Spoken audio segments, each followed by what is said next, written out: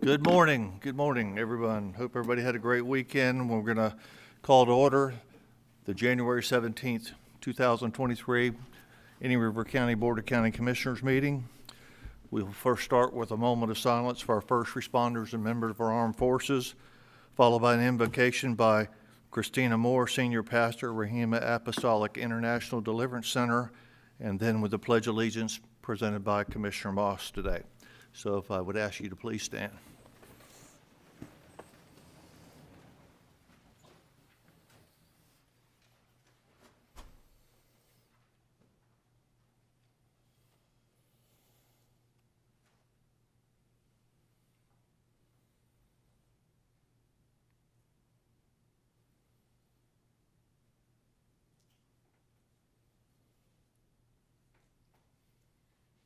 Father, we thank you in the name of Jesus. We thank you for a new year. Father, we thank you for your grace and your mercy. Father, we repent for every sin of commission, and we repent for every sin of omission. Father, we thank you for doing exceedingly and abundantly above all we can think and ask for in this season, in this year 2023. We thank you for lifting up a standard of peace against a flood of confusion. We thank you for lifting up a standard of an abundance and all that is good against a flood of lack. We thank you, God, for making our crooked paths straight, our rough places smooth.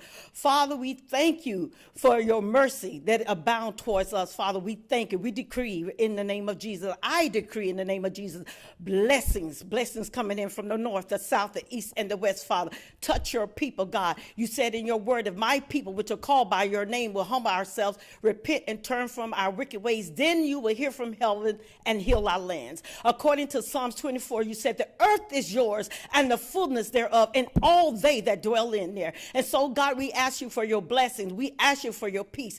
God, mend that which needs to be mended, heal that which needs to be healed, and restore that which needs to be restored. Cut and remove every ungodly soul tie. Close our ears off to every negative word that would thwart the plan and the destiny of your people, thwart the plans and the destiny for us to be prosperous, for us to be in unity, and us to be in oneness. And I forever carefully give you all the glory, honor, power, and dominion that's due unto you in Jesus Christ's name. Amen and amen.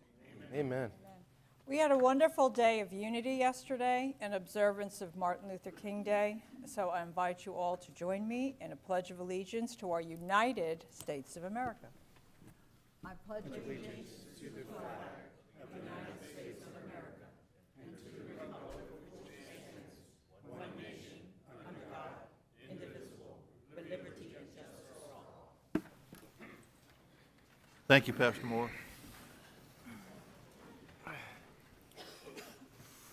Commissioners, good morning to you. We'll start off with item 4, any additions, deletions, or emergency items for our agenda today. Mr. Chair, I'd like to motion to delete item 13B for this meeting.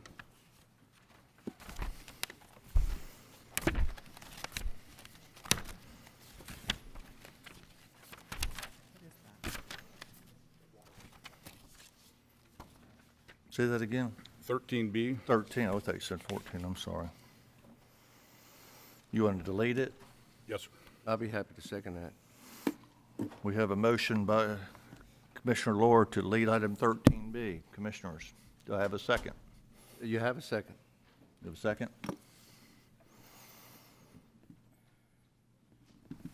I have a motion and a second. Are we going to have discussion on that? Is there a reason Yes. to delete it? Yes. You want to have you can discuss it. We have a motion and a second. We'll open it for discussion. Okay. Is there a reason to delete it? Well, I do. I think we've been operating under this franchise without an agreement since 2017. This document, I understand, was given to this board or the previous administrator in September, October. Here it is mid-January, and this is coming up to us to make a critical decision on the water issue for the next 30 years, to include a 15-year clause that could extend it to 45 years. I think it's an idea to have not only our interim administrator be brought up to speed on such an issue with great magnitude, and with the recent memo that we all got on Friday the 13th, I think it's only prudent to postpone this until we can all do our research. You know, we've been operating again since 2017 without agreement. What is the rush? That's a couple questions that I have. Well, Madam Vice Chairman? I would say the rush is that we've been operating without an agreement for 5 years. And this is something, actually, when I was elected in 2016, the first conversation I had with Dylan was how they were working on this agreement. So it's been in the works for at least 6 years. We, as a government, cannot, it's irresponsible to be operating without some type of standard and agreement that clearly sets the parameters for how these things would work. And quite frankly, I think this is part of the conversation we should be having at 13B. And I'm not in favor of taking it off the agenda. The interim administrator has been with the county as long as this agreement has been trying to be put together. And for me, I think we just need to close it out and move on. For myself, I would like to leave this in and bring it out in discussion under the item so we can hear from the county attorney and whoever else would like to comment and to vote on it. That is what I'd like to do. I'd like it to play out in the normal fashion under item 13B. Mr. Chair, thank you, and thank you for the opportunity. Correct that we've been talking about this for several years. It has taken many turns, including on the doorsteps of the courthouse as well.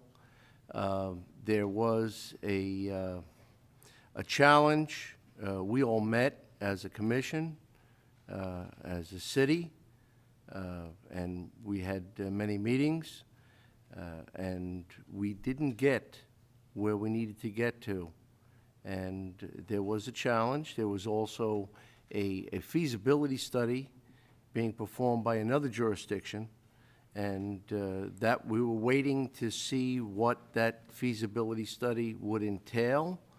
We also have, and we need not forget, the South Beach residents. We are engaging today in a discussion to set them forward for 45 years. I know nobody here is going to be on the dais. I can guarantee you that. As a matter of fact, I don't want to be morbid, but many of us may not be here. And we are going to engage the future of the South County, our residents, the ones that we're responsible for, accountable for, and setting them into an agreement for 45 years that we do not have all the details. So that we'll talk about the details, and we have an unknown.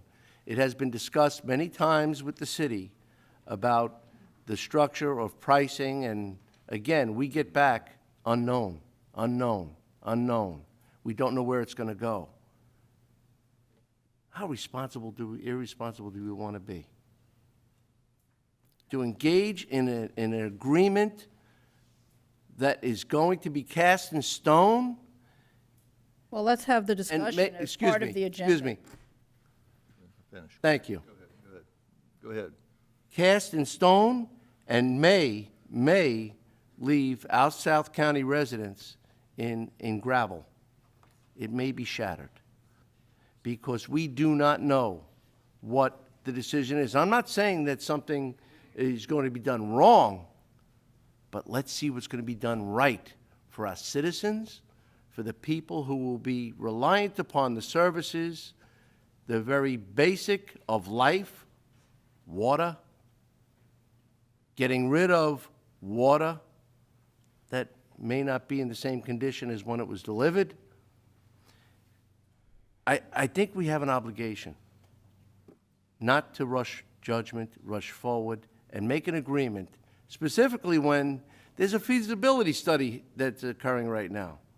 I believe this was put together in good spirit, in good effort, to ensure that things were left by the former mayor, but in the end, what do we have? What is the package that we're looking at? Could you tell me what the package is we're looking at? Can you tell me what the packages we're looking at? Basically. Can you tell me, have you reviewed the package? Do you know where our citizens are going to be standing at the end of this conversation? No. Yes, but I'd like to discuss it as part of the agenda. That's all I'm saying I think that right now. we need to pause. We have an obligation to do We that. need to pause. And I think what we need to do is look at it and sit down individually before we start. Let's engage, let's get you going, and guess what? Here's the bill you're going to pay. Thank you, Commissioner Fletcher. I still would like to see us go ahead and let the item stand and go through the motion so we can hear some of the people that have concerns and hear their reasons. Also, I think it'd be wise for us to do that. I understand some of your questions. I think they're valid. Same with my fellow commissioners on this side. I just think I'd like to let it play out in the normal course. You either vote it up or we vote it down. 45 years, Mr. I Chairman. understand. No, I understand. 45 I years. understand, but I'd like to hear what everybody has to say and hear from our attorney and take it from there. But we have a motion and we have a second. Commissioners, any more discussion? We have a motion. We have a motion by Commissioner Lohr to table this item, delete it from today's agenda, second by Commissioner Fleischer. All those in favor signify by saying aye. All those opposed? Aye. Aye. Fails 3-2. It'll stay on the agenda as written. I knew where that was going. All right. Anything else, Commissioners? I would like to move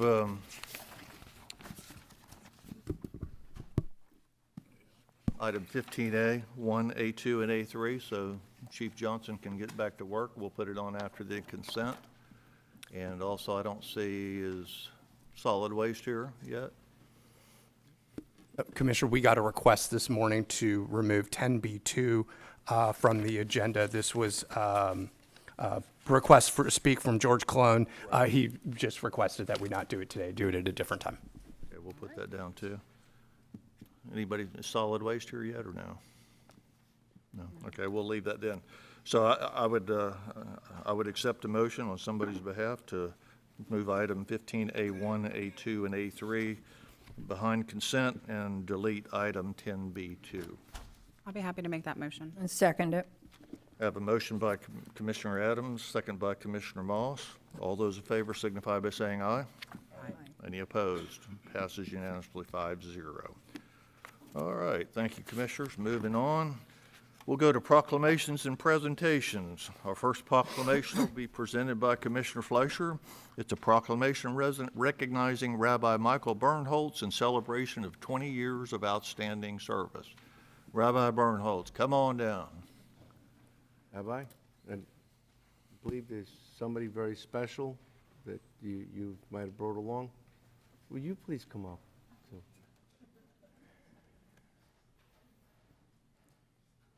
Behind every good man, there is a fine young lady. Well, thank you.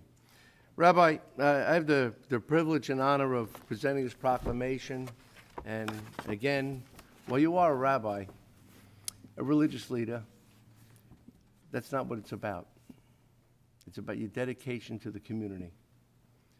It's about, I can recant many times when the winds were rough, the rain was coming hard, and people were challenged with bracing for a hurricane, for a storm, for an event that they may not be as prepared for as they want. We do the best we can. However, I can recant many times where you've called and said, what can I do? That meant a lot.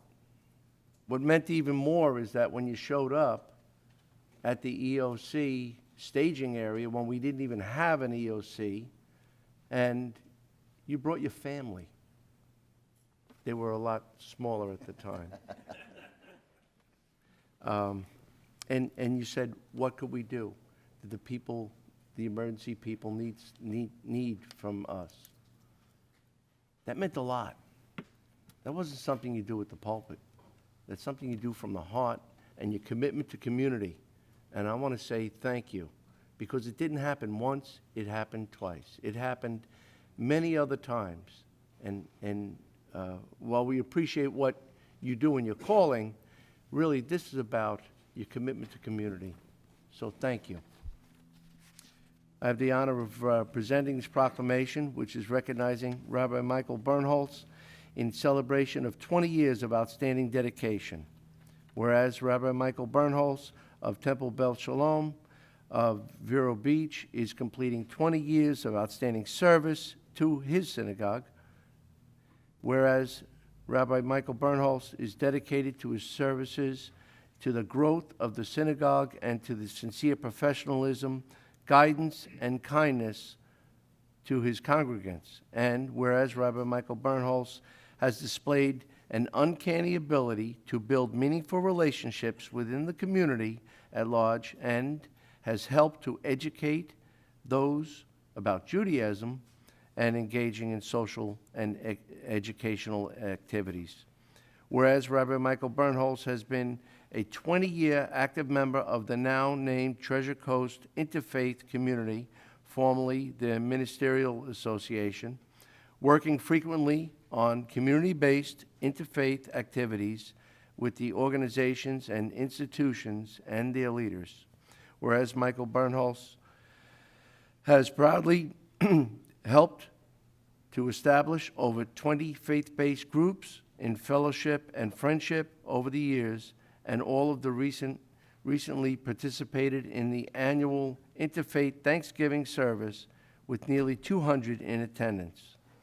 Whereas Rabbi Michael Bernholz has meaningfully worked at all groups of his congregation through birth and end of life, and health and sickness, and as well as a myriad of life cycle events on a personal level and through the daily leadership of his congregation.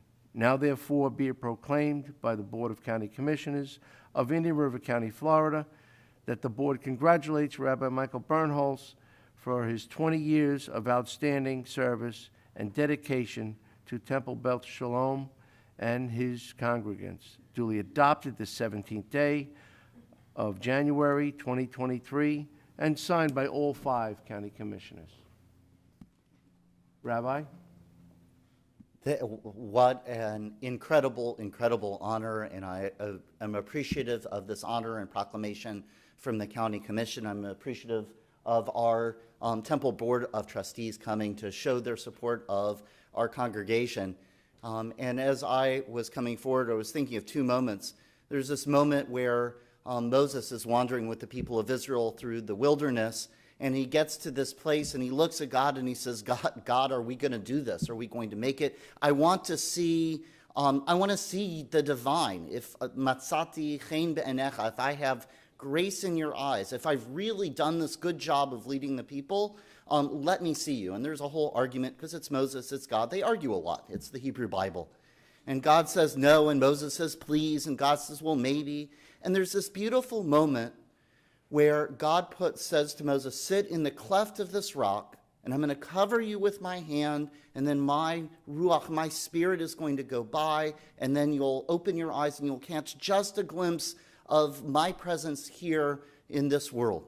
And as I stand before the county commission, as I look out at this community, as I got to participate in the Martin Luther King Jr. Parade, as I work with my congregation, as I hear at the end of 20 years of service, I feel that sense of protection, of love and care. We've had our kids grow up in this community and go off into the world to do great things, because just like Moses in that moment, feeling God's protection, I have had that kind of love and care and support from this community, from the leaders of this community, and from the folks that I get to serve.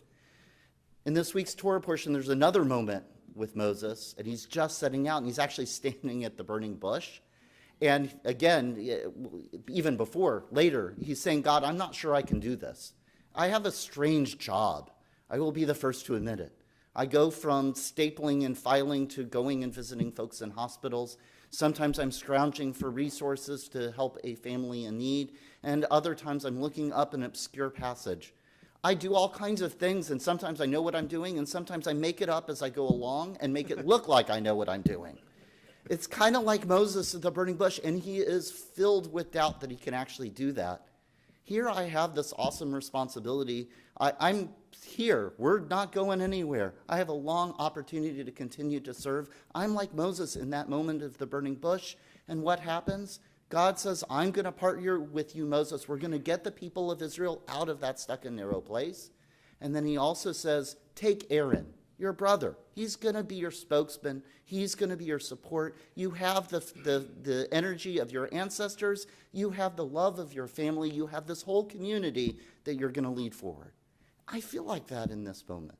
I know that there are challenges, God forbid, ahead, but I'm also so excited. What love, what care, what energy, that even in the moments that I have doubt, I get that spirit and strength from this community and from my community and from my family to be able to move forward. What an honor to receive this proclamation. Thank you so much. Rabbi, thank you, and we appreciate your continuance to commitment. If your day job if it doesn't prevent the untimely storms, we hope that you come in for the evening job and continue to volunteer and to help with what we may need, if whatever, as you said, you don't know what you can do, but you might just roll it through. Wing it. Indian River County, we always make it work. Thank you. Commissioner Laura. Yep, great, and congratulations, Rabbi, on your retirement. We've, I'm not retiring. oh, you're not retiring? I am not retiring. Okay. Silly me. I'm not retiring, am I? I've just been doing it so long I have a lot of gray hair. I got you. But seriously, through the years, we've had some wonderful times. You talk about storms. I can recall a time at either Veterans Day or Memorial Day or somewhere. Rabbi and I were always sitting next to each other, whatever program we were at. And if you recall, the storm was coming from the ocean. And we kept looking back, and it's creeping. I think you were there, Commissioner. It was coming over the river, and we had a certain amount of time, and we were all soaked. And it was a good memory, by the way. So I wish you well, sir. Thank you. Madam Chairman, Vice Chairman. I just want to thank you for all that you do for our community. You're very well respected throughout all different corners of Indian River County, and I think that's a testament to your work and to your congregation. So thank you, and glad you're not retiring. Thank you. I'd like to thank you as well. It was always a pleasure during the years that I was on Vero Beach City Council. I know you went so many different places, and I was there too. Blessed to be with you and to be serving the community in that regard. And thank you for everything. And I'm glad that you're continuing to serve. Appreciate you. Rabbi, congratulations on 20 years of service so far. I'm sure you have more ahead. And sounds like you're a county commissioner. You make it up as we go, because we do that sometimes ourselves. Speak for yourself. Believe it or not. But thank you so much for your service to the community as a whole and to everyone. So thank you so much.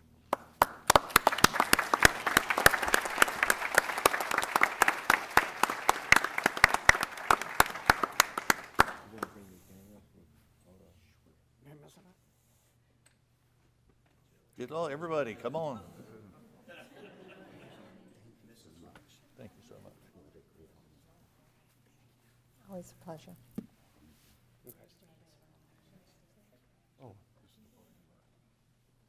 Right there. Right there.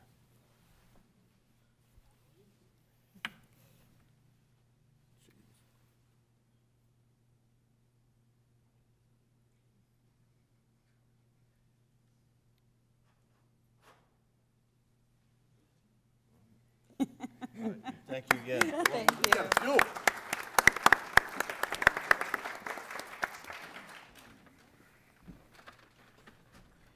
All right, the next proclamation will be presented by myself, and I always love to do these because I was a recipient of one of these at one time, and it's always a big deal, especially when you put 30 years in county service, or any job for that matter, but especially county service. This is a presentation of proclamation honoring Cindy Carlswald on her retirement from Indian River County Clerk of the Court and Comptroller with 30 years of service. Good morning, Cindy. Let me read the proclamation and then we'll talk. This is a proclamation honoring Cindy Carlswald in her retirement from the Indian River County Clerk of the Court and Comptroller with 30 years of service. Whereas Cindy Carlswald will retire from the Indian River County Clerk of the Court and Comptroller's Office on January 31st, 2023. And whereas Cindy has been continuously employed with the Clerk's Office since August 25th, 1992, beginning her career in the Accounts Payable section of the Finance Department and ending her career as the Chief Deputy of Courts and Recording. And whereas Cindy has served under 3 clerks, including Jeffrey R. Smith, Jeffrey K. Barton, and Mary Louise Scheit during her 30 years of service, and whereas Cindy successfully aided in the modernization of court operations and the overall efficiency of the clerk's office by leading many implementation projects during her career, most recently Benchmark, Landmark, and Jurymark. And whereas Cindy's guidance, commitment, perseverance and leadership has had a direct positive influence on the employees of the clerk's office, and her impact on the organization will continue to resonate for many years to come. And whereas Cindy has been praised by Indian River County Clerk of the Court and County Comptroller Jeffrey R. Smith, who stated, "Cindy will be missed by her employees, peers, and by me. She has been an integral part of this organization for 3 decades, and during that time, an indispensable member of my management team. Her hard work and dedication to the clerk's office for the last 30 years is greatly appreciated. I wish her a long and happy retirement. Now, therefore, be it proclaimed by the Board of County Commissioners of Indian River County, Florida, that the Board applauds Cindy Carlswald for her loyalty and dedication to the clerk's office for the last 30 years, and the Board extends its heartfelt wishes for the success in her future and happy retirement, adopted this 17th day of January, 2023, and signed by myself as Chairman of the Board of County Commissioners. Congratulations. Thank you. I am very honored and grateful for this proclamation. I have been blessed over the last 30 years and prior 17 years to work in the savings and loan business under Jeff Barton. I worked with him as under him and the clerk of the court, and Jeffrey Smith and Mary Louise Scheit. Both Jeffs provided me the opportunity to learn, grow, advance, and reach many, many goals in my career, and for that, I'll forever be grateful to all of them for recognizing that in me.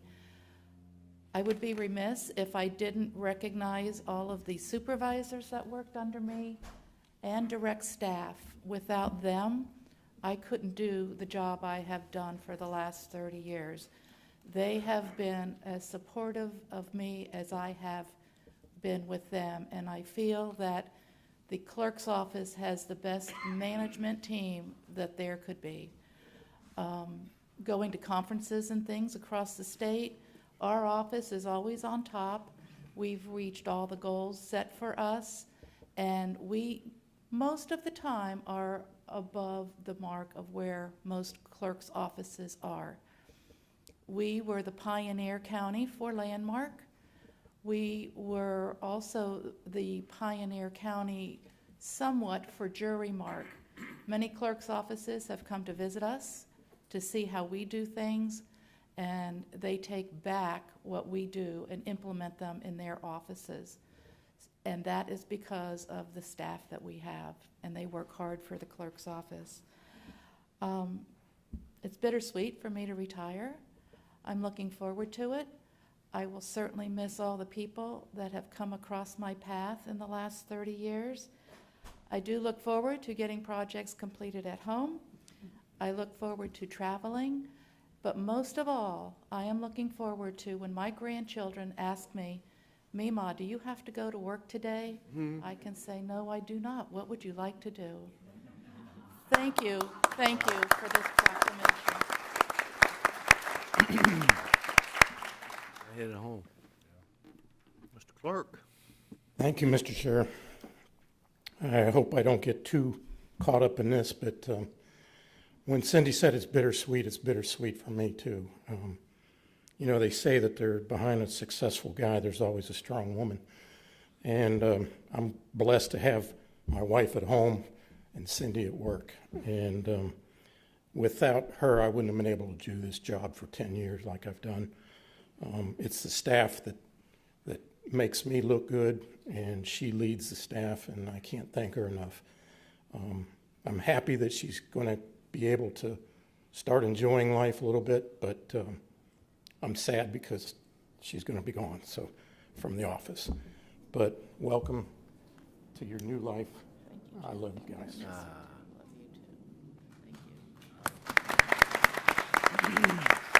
Anybody else? Anybody else? All right, Cindy, thank you so much.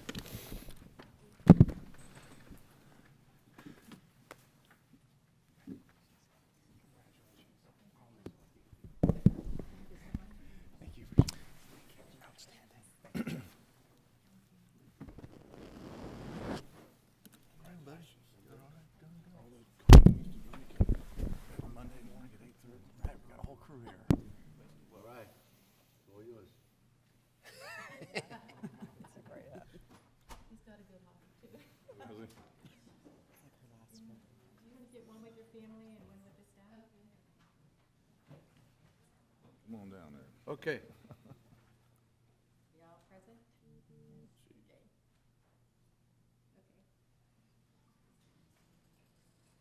Now the other family.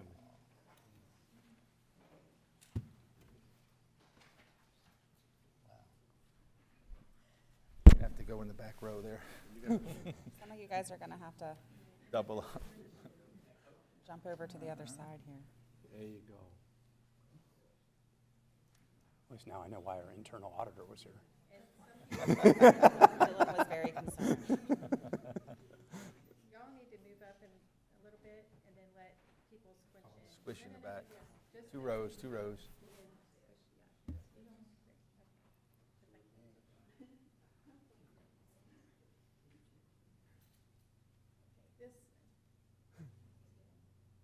Oh, she's doing the panoramic.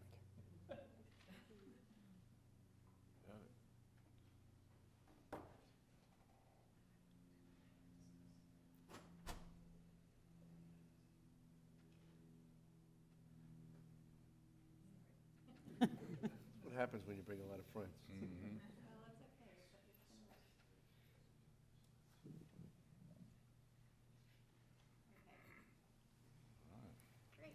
We're good?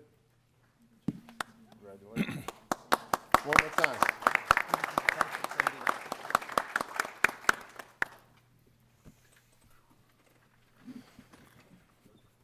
Cindy, don't leave. I think our counselor would like to say something.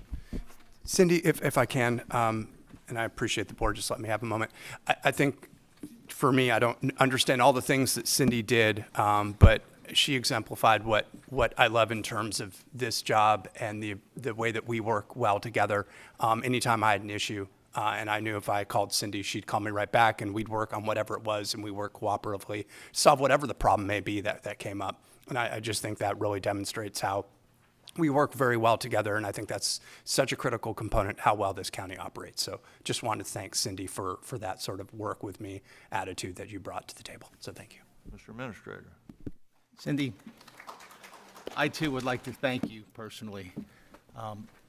First of all, thank Jeff Smith for those kind words inside of your proclamation. We rarely see that, and I think it's reflective of the culture that he breeds in a wonderful work environment that is the clerk's office.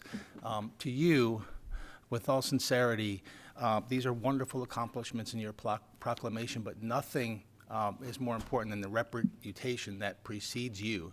So whether it's in this building or in the courthouse, when someone walks in with a question, undoubtedly the answer is usually, see Cindy, she will help you. Whether that was early in your career or at the very end, it was see Cindy, and you delivered, so thank you.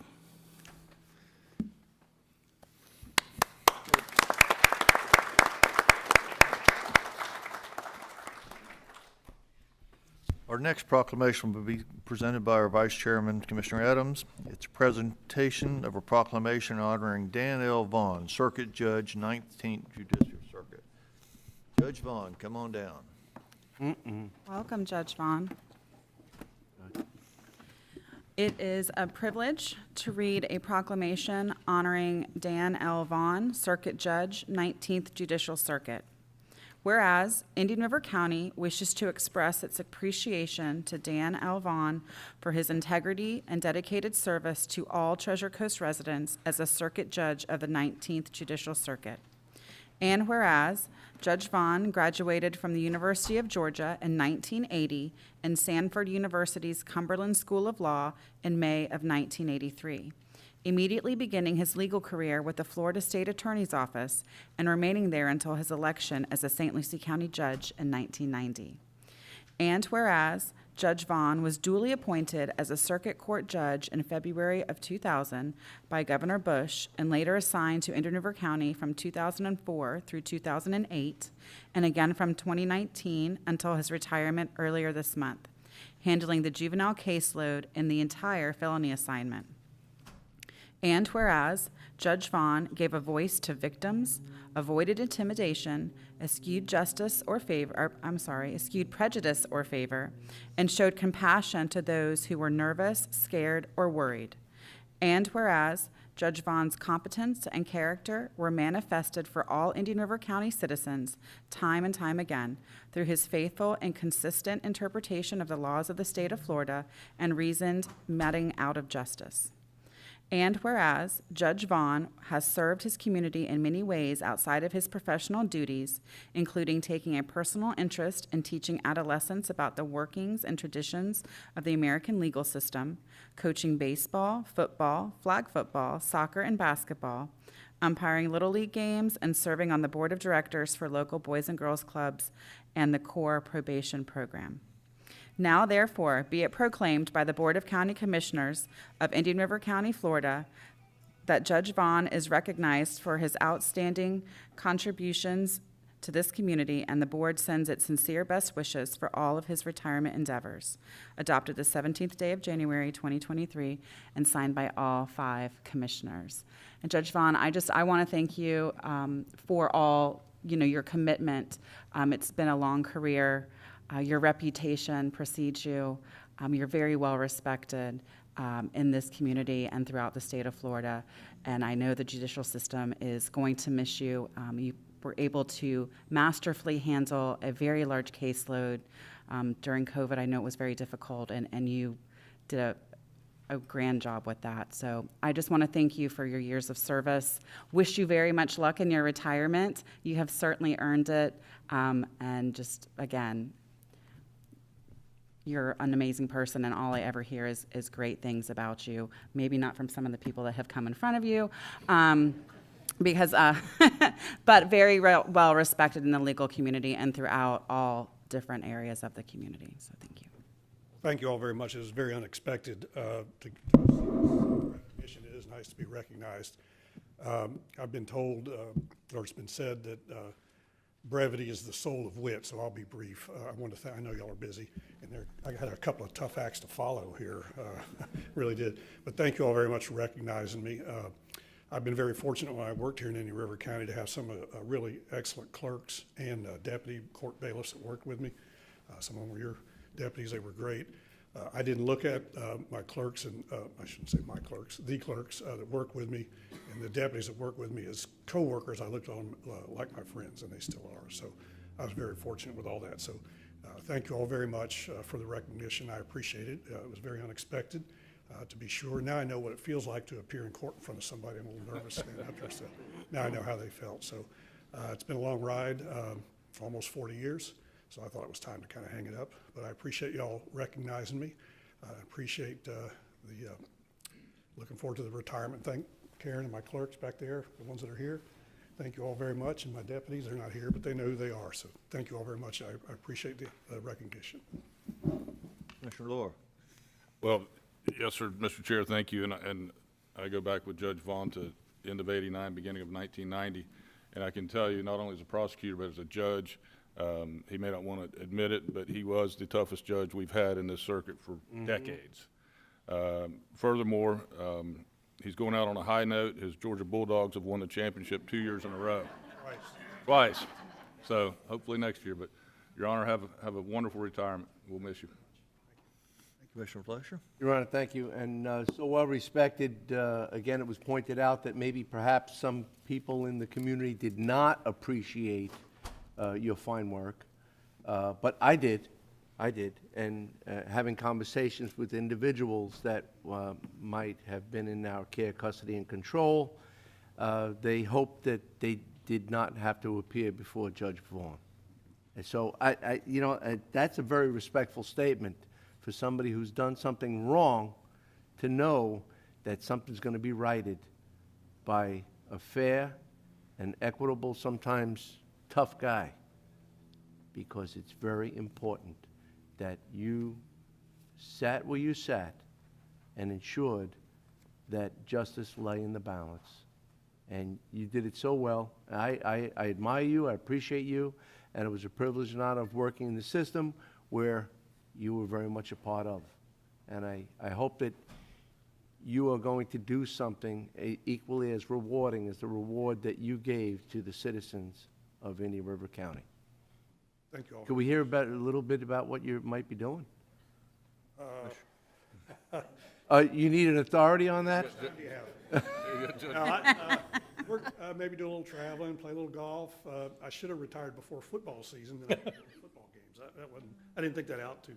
But I had to wait till football season was over. I don't know why I did that, but maybe some football games and stuff, so we'll see.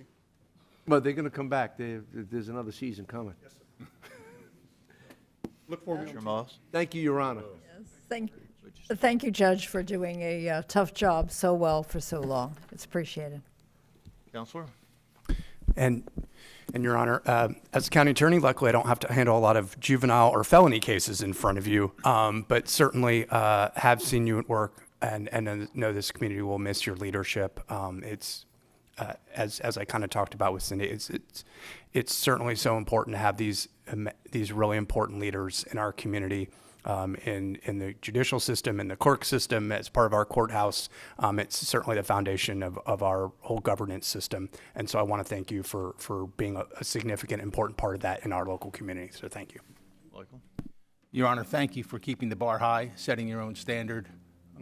People walk in your courtroom, they know they need to be prepared and have produced a better product for the judicial system all these years. And with great respect, I wish you well in your retirement.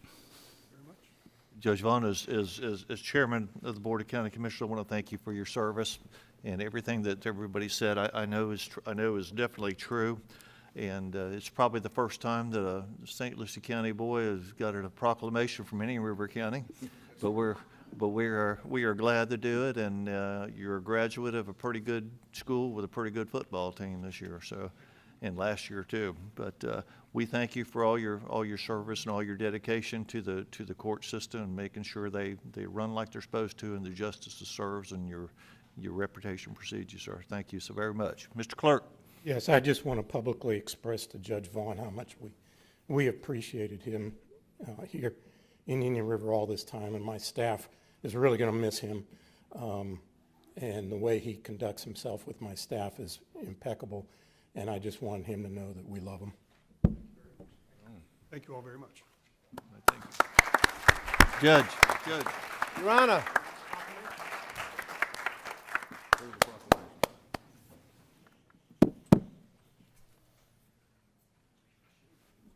Thank you, Your Honor. No, I did fine. Fine. You be the judge of that. Put the good filter on. Thank you, Judge.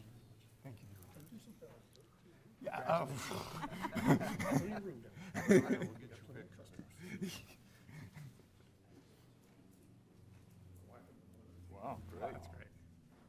Congratulations. Absolutely.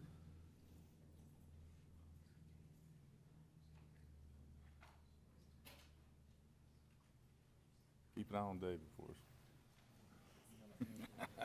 That's a full-time job. Right? Your Honor, Good luck. thank you. Judge Morgan, thanks for being here today. Morgan is here. All right, moving on. He's going to respond to the golf game. We're at 5D. We have a presentation by the AARP Florida Certificate of Completion of the Livable Indian River Action Plan. Welcome.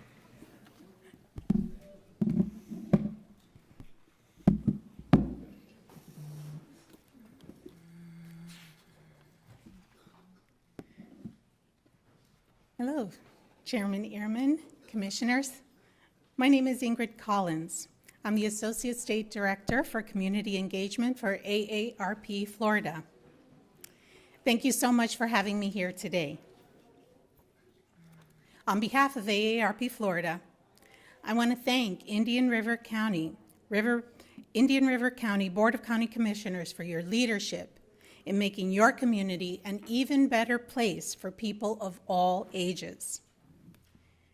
The AARP network of age-friendly states and communities looks at ways to improve the social environment, the built environment, and the ways to communicate that a community can be livable for people of all ages.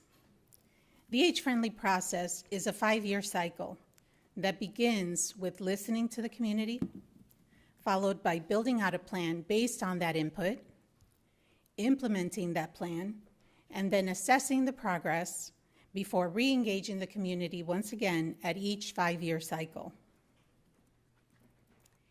Indian River County has now completed its Livable Action Plan, which highlights the ways that the county can be a healthier and more accessible place for all of its residents.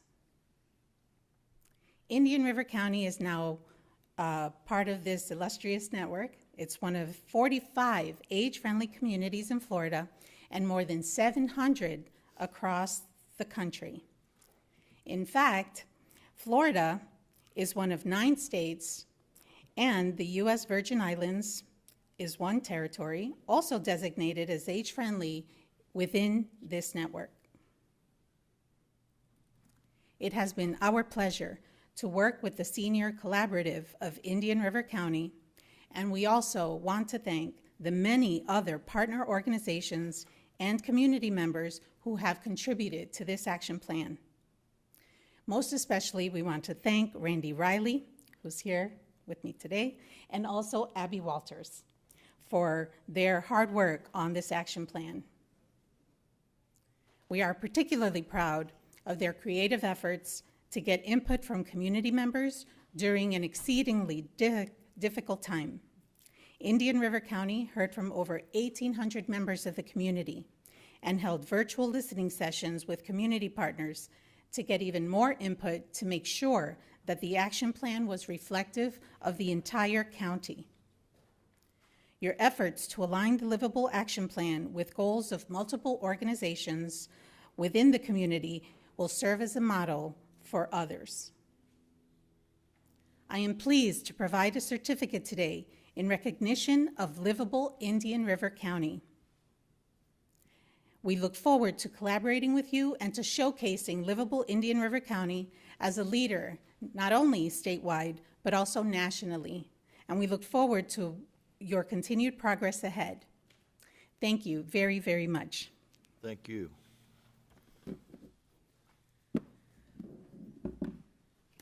And I have a plaque here. Yes, please. Good morning. I just want to thank the commissioners for their involvement in approving this plan. Joe, you were involved from day one. Susan, you were one of our leaders in putting this plan together. But I also want to thank Phil Mattson for his involvement. Phil worked diligently with us on getting this plan. And this would not have been possible if it were not for Abby Walters, who is also here with us today. And but thank you. And I do have copies of the plan for you. Thank you. Thank you, Randy. Commissioners, anything? Commissioner Adden? I just want to thank the group for their work on the livable community.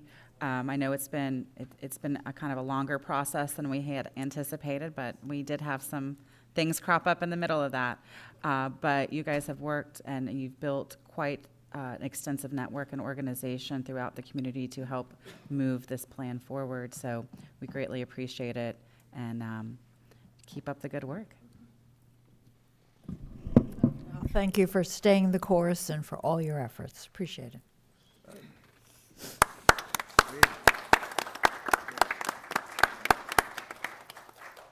I think we've seen a lot of this already. Yeah. It's nice to have the bound edition. Thank you. I understand you're a champion. Thank you, thank you. Thank you so much. Thank you. Like a photo? Thank you very much, and thank you for coming down today. Thank you for joining us.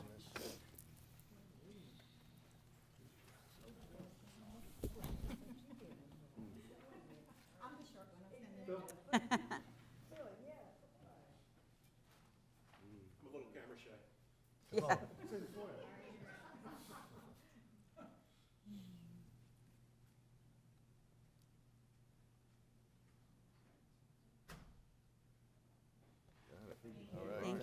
Bill, many captivating days. Absolutely.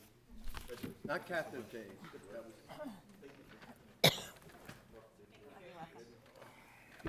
All right.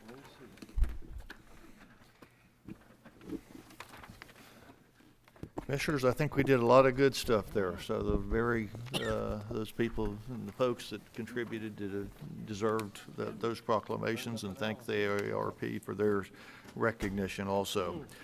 Let's move on to item 6. This is the approval of minutes. We have the regular meeting minutes of October 18th, which is 6A. 6B is a regular meeting of November 1st, 2022, and then 6C is a regular meeting of November 8th, 2022. I'll accept a motion to approve all three. All three. We have a motion by Commissioner Fleischer. Do I have a second? Second. Second by Commissioner Adams. All right. Commissioners, I have a motion by Commissioner Fleischer, second by Commissioner Adams. All those in favor signify by saying aye. Aye. Any opposed? Passes unanimously. Thank you very much for that. Information items from staff. Commissioners not requiring board action. You saw your appointments are appointments to the Treasure Coast Regional Planning Council. It's Commissioner Adams, Commissioner Moss as a primary, and Commissioner Lohr and myself as alternates. That's definitely an important group and a great organization to do quite a bit of good stuff for the whole area, and we appreciate that. Commissioner Fleischer, your appointment of Mr. Vaughn. Any comments? Mr. Chairman, thank you. As you all are aware, Councilor Alan Plakowicz has tendered his resignation for a retirement. It may be a brief retirement, but he has tendered his papers to separate from the planning and zoning. He left a rather large shoe size behind, and with great pleasure and confidence, I'm pleased to announce that we have an appointment that will be able to bear those shoes, if not even larger. So that's a big challenge. Mr. Robert Votar, we are welcoming to the Planning and Zoning, and he's here today if you had any question of him. Otherwise, he's got to get his packet together, and he'll be spending some time to ensure that he hits the ground running. Thank you. And thank you for your commitment and willingness to participate in such an important. Mr. Fleischer, thank you for this opportunity. I look forward. I've been in Indian River County for the majority of my life and have served in many fashions, from being on Main Street, Vero Beach, to serving on the board at the Heritage Center and the preservation of this city and this county. And I certainly look forward to volunteering my time and efforts to ensure that we maintain the lifestyle and this community that I've grown up and loved so much. So thank you for this opportunity, and I appreciate your appointment. Thank you. Thank you. Any Thank you, Mr. questions? Votal. Next, the Indian River County Venue Event Calendar. I was going through it, and it's like 4 or 5 pages. And Mike, I want to thank you and staff for all the stuff we've got going. I got everything from under the lights, clay shooting, to a hiking challenge, to CPR training, to swimming pool fitness, to daddy-daughter dance, and a red carpet affair. All of this is just in the next 30 days, and that's much appreciated. And but the biggest thing is coming up is, I mean, who else reads a proclamation to a retiring circuit judge in a frog hat? So tell us what's coming up this weekend, if you don't know, everybody. Sure. So starting Thursday, it is going to be the 32nd annual Fellsmere Frog Leg Festival, Thursday through Sunday. So hop on out to Fellsmere. It will be a frog-tastic time. All those that know it and been there love it. You know, it's a great time. It's your quintessential small-town event. But what we do is we like to say that we are supporting youth recreation in the city of Fellsmere one frog leg at a time. And over the 32 years, we've been able to put approximately $2.5 million back into youth recreation facilities. This year, we're hoping to raise money to help the city with their new senior league ball field renovations. So come on out. It is a fantastic frog-tastic extravaganza. We got 3,000 pounds of frog legs and 2,000 pounds of gator and entertainment and all sorts of fun stuff. Carnival rides, if you're not into frogs. I'm still trying to get Commissioner Flesher to eat a frog leg, but if you're not into frogs, there's also carnival food and funnel cakes. What? I did try to get a frog that we could, pardon like a turkey at Thanksgiving. I wanted to pardon a frog. But none of the frogs will let me anywhere near them this time of year, so I was unsuccessful in my frog hunting. They do. They scurry away, that's for sure. But anyway, thank you for the opportunity. And yes, this is my annual Frog Leg Festival hat. Well, thank you. 7G, Commissioner Lohr, you have an appointment to the Children's Services Advisory Committee. Chairman, I do, and I'm proud to let you know that Michelle Falls is staying on my tenure as well. Good.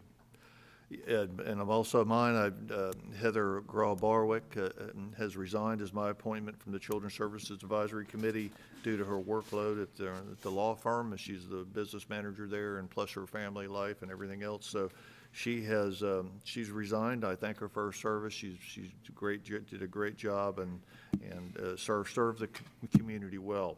And I will have hopefully a new pick for that by the 31st by the end of this month. All right, moving on to consent agenda. We have a consent agenda. Commissioners, any items you'd like pulled for discussion? I would like to pull 8V for discussion, have Kathy come up and just tell us about, so everybody knows on some of our legislative plans, just give us some information on that. So anything else? Anybody from the public? Anything anybody on the public wish to pull from the consent agenda to be heard? Hearing none, I'll accept a motion for 8B. Mr. Chair, move approval as amended. As amended. Do I have a second? I have a motion by Commissioner Fleischer to approve the consent agenda as amended, and taking 8B off and have it open for discussion. All those in favor signify by saying aye. Any opposed? Passes 5-0. I don't know, Mr. Zito, do you want to start it out, or you just want to let Kathy run with us?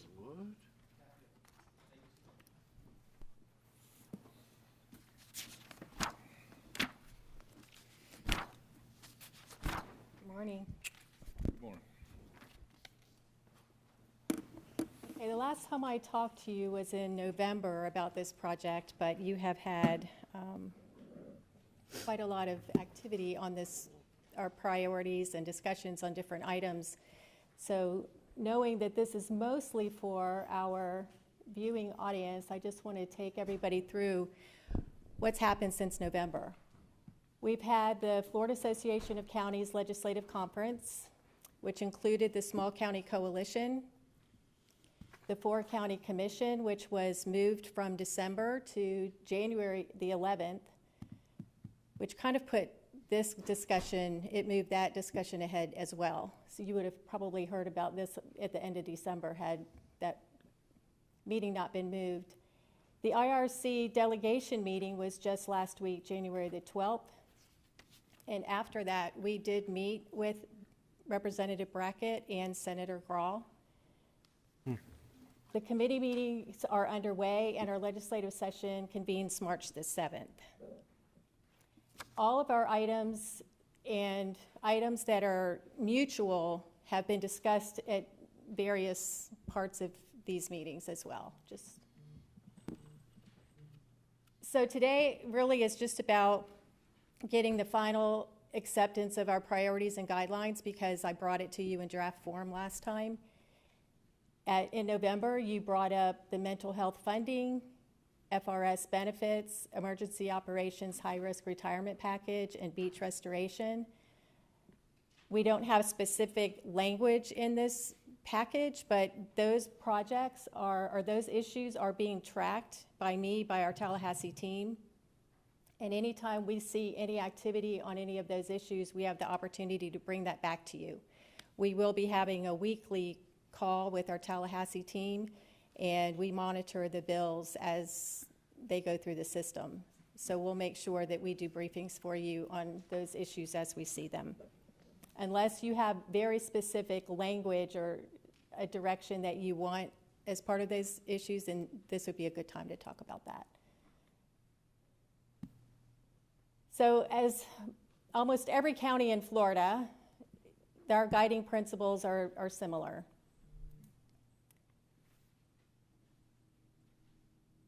At the Fort County Commission, I wanted to highlight that, of course, the home rule, the unfunded mandates, that's pretty general. But there was a pretty lengthy discussion about affordable housing, and it culminated in a four-county task force being recommended. And I will say that there is general support for continuing to fund affordable housing, but what I heard from the legislators was that they want something specific. They want some language from counties. They want to know that the counties have some skin in the game for the solutions that they're being asked to implement. And so it was talked about that amongst the four counties that were part of that commission meeting, that there would be a task force developed. And I would imagine that Commissioner Adams is going to end up being the lead of that. So I would say that if any of you have any specific ideas or options that you'd like to make sure that we have that, please forward it. And we will also be looking to other states and doing some research to see what options are out there. A lot of people are doing some pretty innovative things, and so I think it will be a good opportunity to talk about it. And of course, beach funding is a high priority, and some of those things are going to be legislative. Of course, we want to make sure that we are pushing for as much funding as possible, but I think also there's opportunities for us to work with agency staff and make sure that the policies are favorable for us to implement projects, and maybe even offer up some changes in policies that might make it more beneficial for the county. And then the District 19 Medical Examiner Facility is also a regional priority. St. Lucie County has taken the lead on that, and we are supporting them. These were the issues that were discussed at the four-county commission meeting. Of course, the medical examiner building. There was a presentation on septic to sewer, hookups, the broadband opportunity program, and then our program. So our main priorities are, of course, Indian River Lagoon, beach renourishment, and broadband, with the other items that I've already mentioned at play.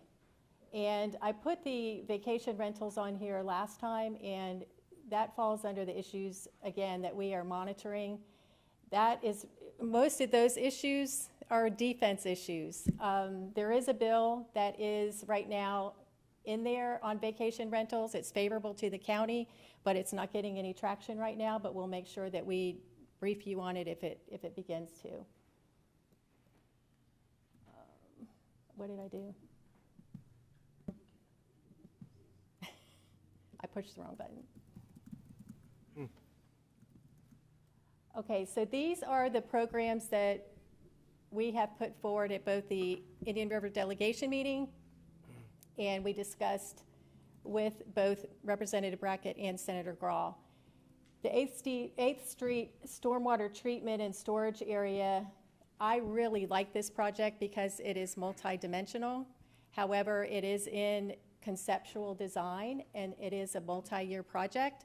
So we will probably, this year, work mostly on looking for grant opportunities. They were very receptive to this project, but they would like to see a lot more detail on it. The Indian River County Emergency Operations Center expansion, this again is something that I think that once we get a little more detail, we will have support from our delegation.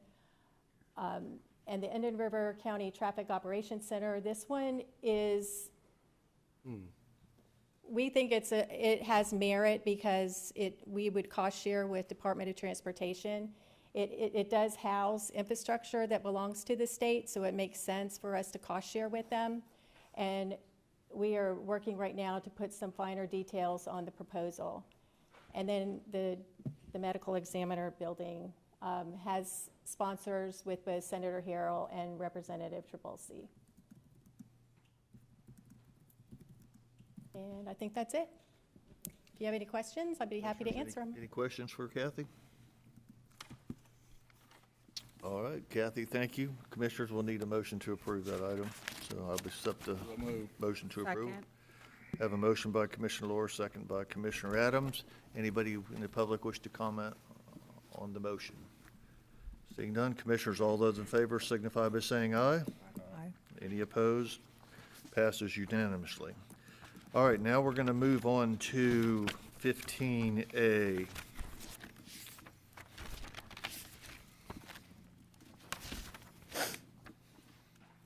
Kim, do you have that picture? Commissioners, if y'all will, Dave, come on up for a second. I'm sure this will smooth right through this, but I wanted to take a moment of chairman's privilege and just do a throwback photo from the 1980s. Oh, goodness gracious.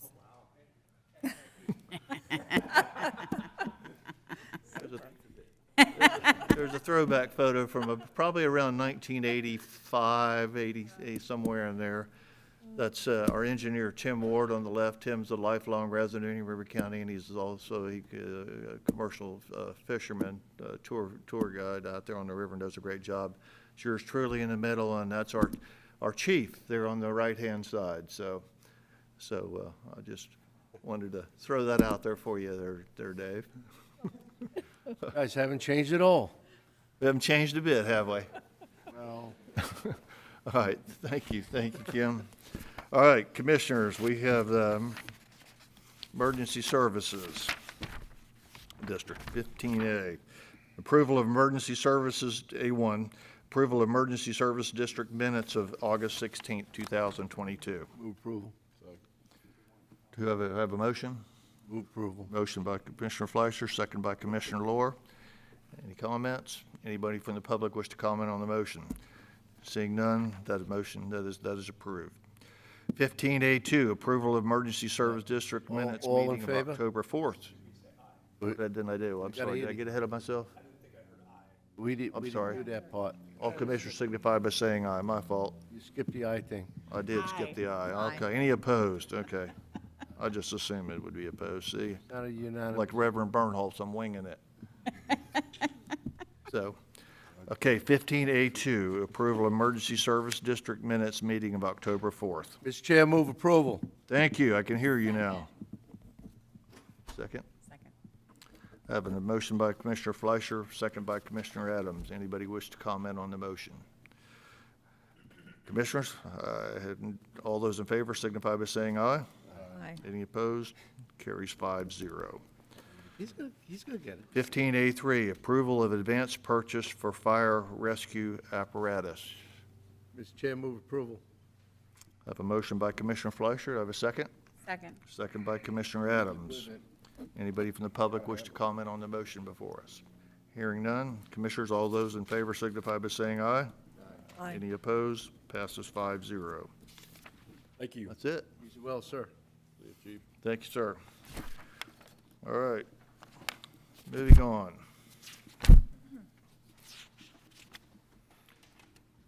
Public items, public hearing. 10A1. Consideration of a land development regulation LDR amendments to section 930.072I, to allow for exceptions to the cut and fill of balance requirements for commercial, industrial developments in flood hazard areas. This is legislative in nature, and I'll turn it over to Mr. Mattson. Phil. Good morning, Commissioners. Thank you very much. Let me introduce Rebecca Guerra. She is the Chief of Code Enforcement in our Long Range and Environmental Planning section. So, Rebecca? Thank you. Good morning, Chair, members of the board. Rebecca Guerra. All right, so we have an LDR amendment to allow for exceptions to the cut and fill balance for commercial and industrial developments. That's a mouthful. It's a lot to take in. So I've created two little definitions to help you understand the gist of what we're proposing. So generally speaking, floodplains are areas of low-lying ground next to waterways that allow for floodwaters to spread out and temporarily store excess water. In a nutshell, that's what floodplains are. Cut and fill, which is what we're going to be addressing today, is really a balanced cut and fill. That means that if fill material is placed within a floodplain, then an equal amount of material must be removed so that the floodplain storage capacity isn't decreased. In a nutshell, that's basically what we're addressing today. This is an example of what that means. So put fill in, take an equal amount out, the rest remains balanced. Okay. All right, let's give you a little bit of background. Since 1978, this county has participated in FEMA's National Floodplain Insurance Program. Under that program, the flood insurance rates are discounted based on how the county adopts and implements floodplain protection standards and regulations. One of those concerns constructions within the special flood hazard areas, including implementation of that cut and fill balance that we were talking about. So since 1982, the county's required a cut and fill balance for all developments within those special flood hazard areas. In our code today, the cut and fill balance requirement applies to all developments within those special flood hazard areas, development projects within those areas along the In-River Lagoon that were granted a waiver because they will not create a material impact on flood protection, subdivided lots that are less than an acre that existed prior to 1990, development projects in the St. John's Marsh, and developments within the VLE Municipal Taxing District. So in 2017, so this is basically how we got here. In 2017, we were contacted by a commercial property owner to allow for filling of a pond on site without providing for compensatory storage or that cut and fill balance. The property owner expressed concerns that a cut and fill balance requirement was not mandated by FEMA, so it's not within their list, but it's certainly applicable, and made small-scale commercial and industrial development difficult. We took that to heart. We recognized that that was something that we needed to look into and address. And we researched the feasibility of establishing a waiver to the cut and fill balance requirement. And after much research and discussion, added 4 requirements for a waiver to be granted. Those 4 requirements narrow the list of eligible properties considerably and better align the waivers with properties that serve to benefit from it most. That is, commercial and industrial sites of a certain size. Existing provisions will be retained to offer additional protection, such as not allowing waivers for structures or fill within the floodways of St. Sebastian River, as well as other areas that are environmentally protected. So, this is housekeeping. LDR amendment process is legislative in nature. It requires a public hearing before the PZC, which requires that board to give a recommendation to this board, and it requires a public hearing before this county commission to approve the amendments via an ordinance. So here's what we are proposing. The proposed ordinance will amend specifically section 930.072 subsection I. All 4 requirements that I'm going to list have to be met in order for the waiver to be granted. Not 1 out of 4, all 4 have to be granted or have to be met. The first is a development site must be under 5 acres in size, and the base flood volume cannot be displaced by more than 500 cubic yards per acre. Secondly, a formal site plan is required. Third, a formal engineering analysis by a licensed professional engineer is required to demonstrate that no on-site or off-site drainage impacts will result, and that analysis has to be recorded into the public record. so it stays with the land. The development site must be within a commercial or industrial zoning district at the time that the waiver is adopted, today. So those are the 4 requirements that have to be met for this waiver to be granted. The P&Z, at its December 8th, 2022 meeting, conducted a public hearing and voted unanimously to recommend that the BCC adopt the proposed ordinance. And so today's staff's recommendation is that the Board of County Commissioners adopt the proposed cut and fill balance ordinance. Now, this is the exact same language that you all saw in November when we came to you to get ideas and thoughts about how to proceed. And you also, in turn, asked us to go ahead and move forward with the existing language as it was. And that's what we're bringing for you today. This concludes my presentation. I'm available for any questions you may have. Commissioners, any questions, staff? None? With that, I'll open the public hearing. Public hearing is open. Anybody from the public wish to comment? Your name and address for the records. Morning, Commissioners, ladies and gentlemen. Joseph Paladin, President of Black Swan Consulting. I'm familiar with the process. Rebecca, you did a tremendous job presenting this, and I support everything she brought forward, 100%. Anyone else wish to comment? Move stack of recommendations. You got to close the hearing. I'll close it too. Anyone else wish to comment? With that, I'll close the public hearing. Commissioners, any further discussion, or I'll entertain a motion? Move staff recommendation. Second.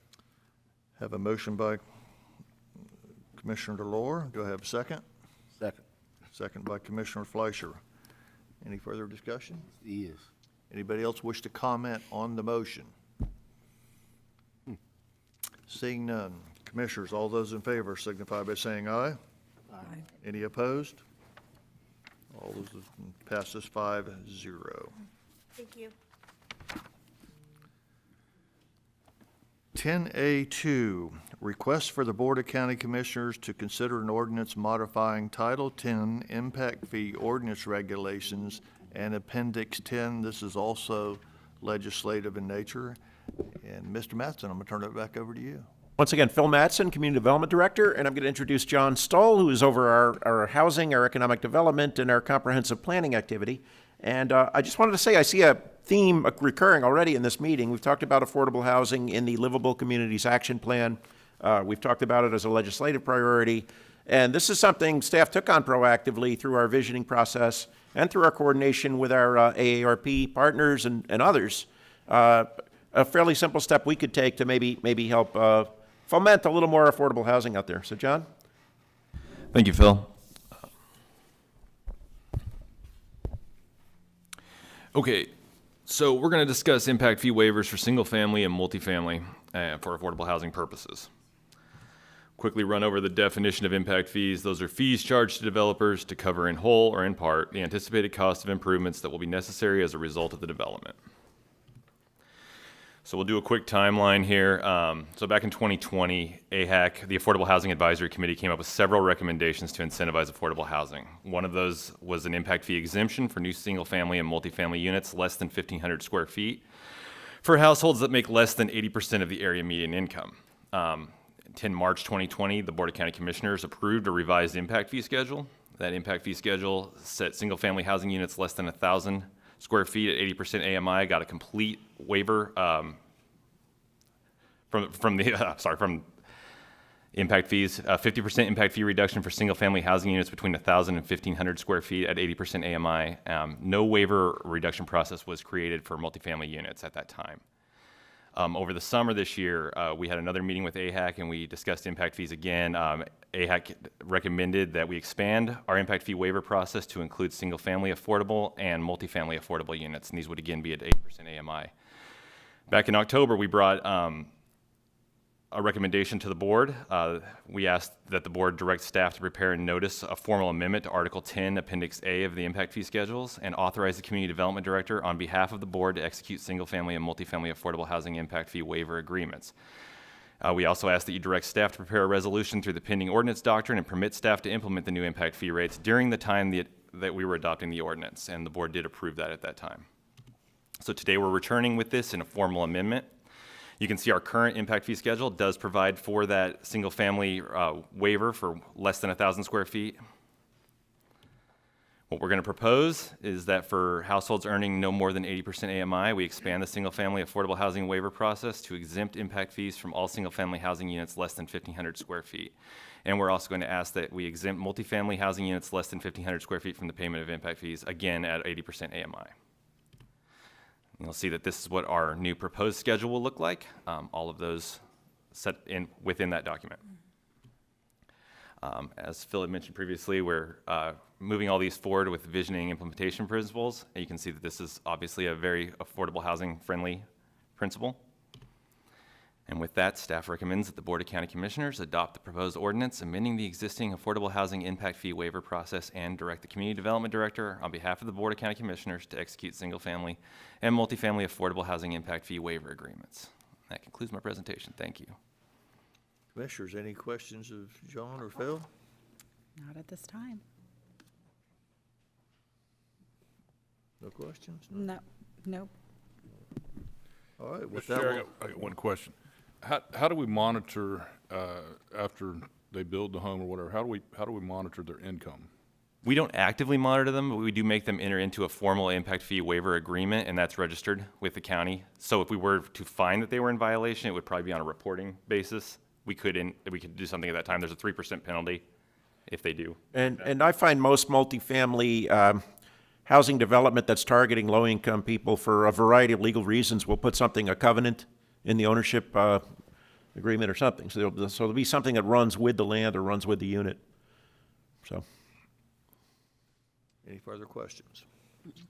With that, I'll open the public hearing. Anybody who wish to comment, come forward on this matter, and please feel free to speak. Hello again, Joseph Paladin, President of Black Swan Consulting. Also, I'm the chairman of the Land Use Committee of the RNA, and I'm vice president of the executive board. Impact fees are one of the few ways we got to have new development pay for itself. But we're in favor of reducing or eliminating impact fees for affordable housing. I think that's something we need here in this county. So anytime we can help out on affordable housing, me as a developer and me as a representative of the RNA, we support that. Anybody else wish to speak? Seeing none, I'll close the public hearing at this time. Mr. Chair?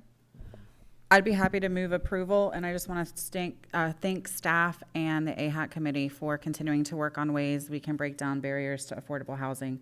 Sometimes we focus a lot on single-family housing, and we forget that, not everybody wants to own a house. Sometimes people want a multifamily type situation. They want a townhouse or a duplex or a triplex. So being able to have more affordable or provide more affordable options across all different types of housing options is fantastic. So thank you guys for this, and I'm happy to move approval. Second. I have a motion by Commissioner Adams, second by Commissioner Moss. Put in my discussion on this is that at the four-county meeting, I have to give credit where credit's due. Credit should be given to Vice Chairman Adams. She initiated a conversation on affordable housing with this group. And as you heard Kathy say in her presentation earlier, but if something's going to be done, we've got to make some hard decisions. And this is not just Indian River County, it's statewide, it's nationwide. We have to define affordable housing. We have to define what's workforce housing. What are we going to do? We can't continue to price ourselves out, out of the market with regards to what our general workforce housing. I'm talking to those people that are educated, have college degrees, work great jobs, but still not keeping up with the cost of housing. It's not easy out there, in the free market, God bless it, is driving some of this, and I understand that those are, that's not always a bad thing, but we do have a crisis in affordable housing for our workforce and for those that need it. So hopefully some good can come out of that, and we can continue to move on. I know Commissioner Adams is our affordable housing chair or liaison to that committee, And I know they're working hard to always find some, but as a commissioner, it's been, to me, and I'm not even on that committee, she is, since I've been a commissioner, it's been one of the most difficult things for me to give an answer to somebody or a solution, is what are we going to do about affordable and workforce housing. So Phil, you and John, thanks for what y'all are doing and what y'all are championing to do this. And it's not easy, but we've got to do something. Absolutely, and I want to thank the board for their support, first of all, and I want to, beg the community for patience with the process. We're making a lot of changes, and I think slowly these are going to result with more product. You just took decisive action. You just knocked $6,500 off the price of a new single-family affordable unit for an 80% of the average median income person in household. We have a basket of different strategies, some from AHAC, some from the senior affordable people, and we'll be rolling these out at some point. And we're very forward-thinking. I'm just going to point that out. Probably nobody more than John, the father of a 1-week-old baby girl. So he seems a bit heavy-lidded here, but I think he did his usual great job. So keep it up, man. Thank you. All right, Commissioners, I have a motion by Commissioner Adams, second by Commissioner Moss. Anybody from the public wish to comment on the motion? Seeing none. Commissioners, all those in favor signify by saying aye. Aye. Any opposed? Passes 5-0. Thank you. Thank you. Move on to public discussion items. Request to speak from Vero Beach Sock Drive, Barry Shapiro. Or somebody else doing it.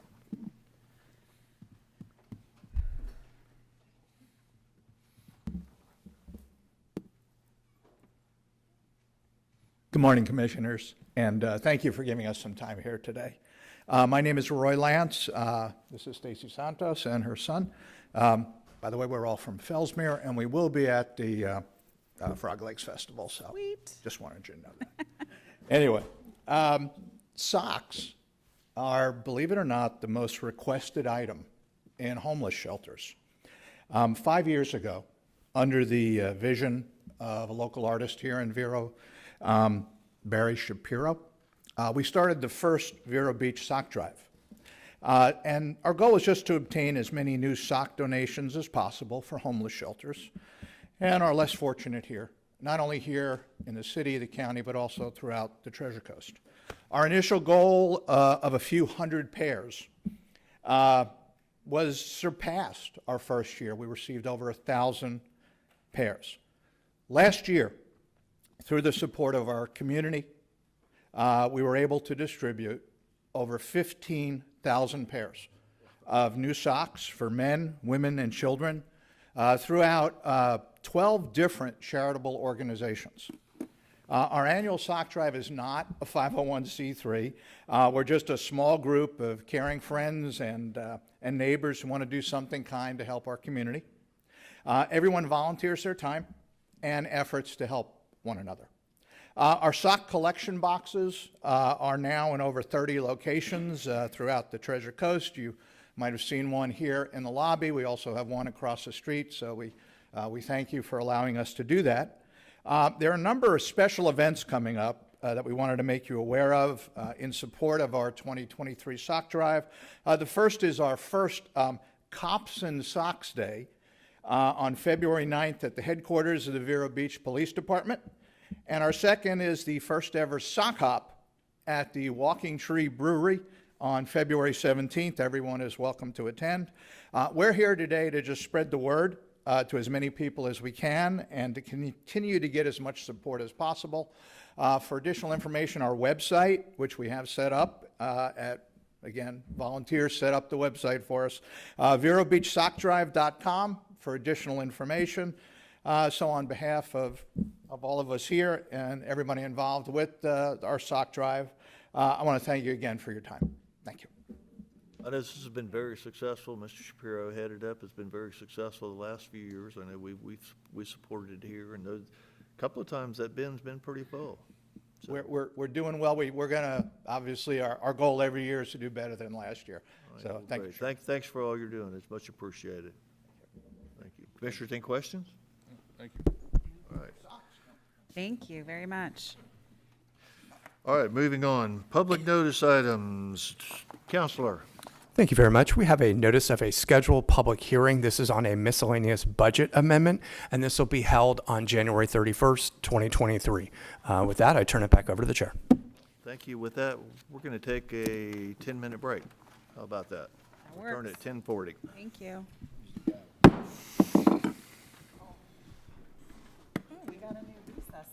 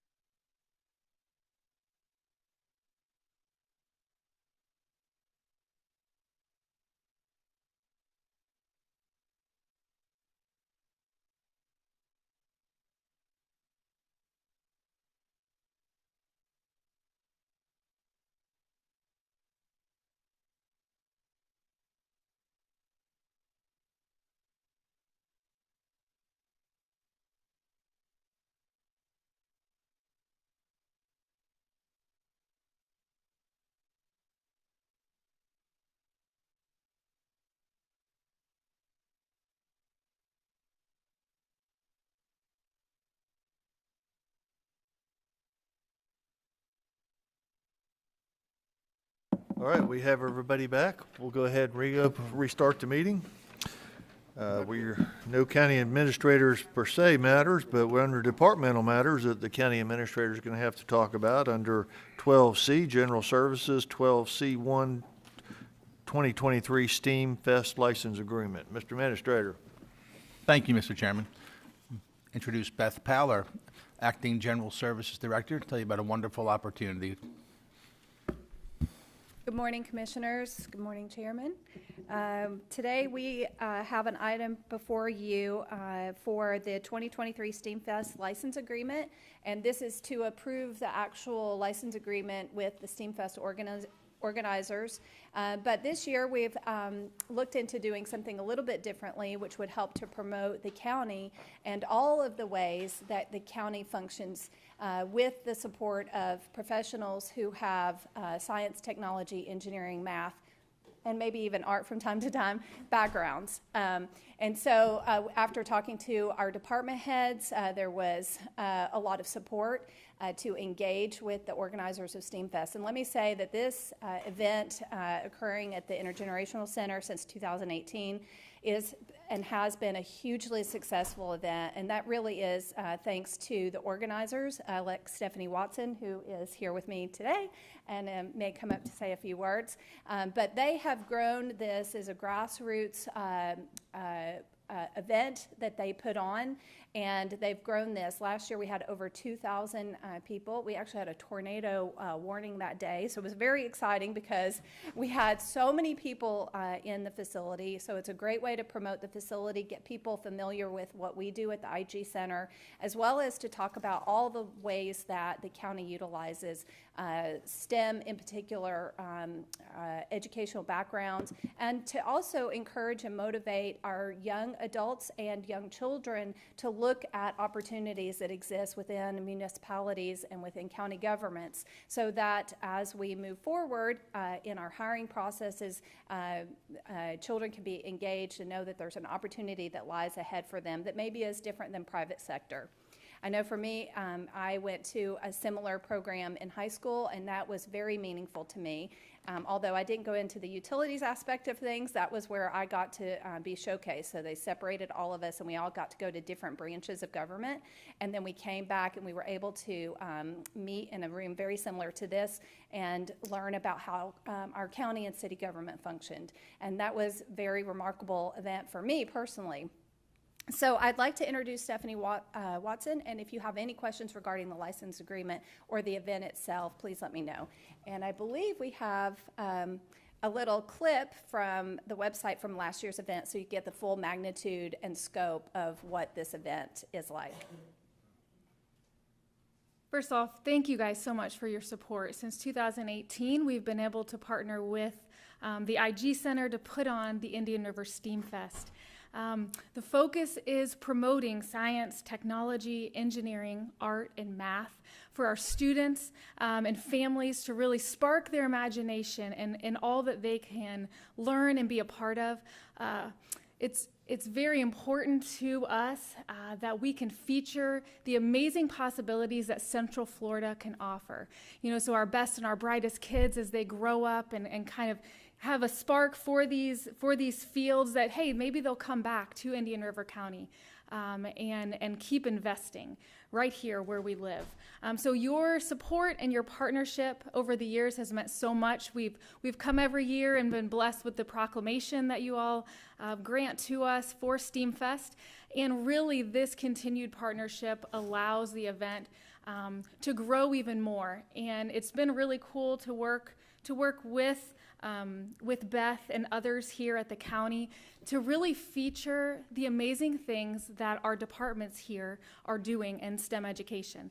You guys are doing so many great things, and we want to help put that in the spotlight. We want you to be able to show off. We want the county to be able to show off all that you're doing in STEM education to, again, spark their interests for our kids and our families. So thank you so much for your support, and we look forward to continue building the event to reach more people and to bring people and keep them home. Anything further? Nothing further. We're just looking for approval to issue the license agreement as attached in your backup. Mr. Chair, Mr. Commissioner Fleischer. I have to say that, well, Stephanie, thank you for your commitment, and the program is phenomenal. You know, looking at that video, we could see a young doctor, a young engineer, a young scientist, a young innovator. That's our future. They don't know that yet, but they will because of STEAM. It's been great to have the partnership and to watch them cultivate new ideas and foundational structure for their future. So with that, I don't think anything else has to be said for STEAM, SteamFest, and let's make it happen. So it's a privilege and honor to be one of the commissioners that say motion to approve. Do I have a second? Second. Give that to Commissioner Lohr. Anybody from the public wish to comment on the motion? I think this is, it's outstanding. I was shocked by how many people attended last year. I think it'll be more and more, so great job. Hearing none from the public, commissioners, all those in favor signify by saying aye. Aye. Any opposed? Passes 5-0. I'm sorry, Mike, did you have anything you wanted to say? Just a tremendous opportunity. I will say, I have explored this event. If it outgrows the IG, may be appropriate for consideration for one of the contractual privileges that we've retained at the Jackie Robinson Training Complex. I've spoken to their management about it, and I'd love to have that problem next year where they've outgrown the IG. I do relish the revenue that it brings to the IG, but this is bigger than that, and it can be a wonderful community event that continues to grow. So just food for thought for next year. Awesome, thank you. All right, great. Good deal. Thank you. Stephanie, thank you. All right. Next, we'll move on to 12H, utilities. 12H1, septic to sewer funding status, direction West Wabasso Phase 3A and 3B. And then we'll ask our utilities director, Mr. Liskey. Good morning. Good morning, commissioners.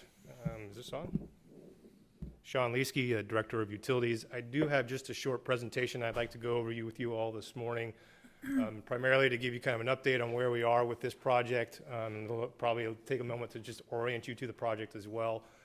What we're talking about today is the West Wabasso Phases 3A and 3B septic to sewer. And just a map here to kind of give you an idea of where we're talking about. We've got County Road 510 here. This is 61st Drive, and this is 3A. And then 3B is a little further down on 510 and includes 59th Avenue and 58th Court.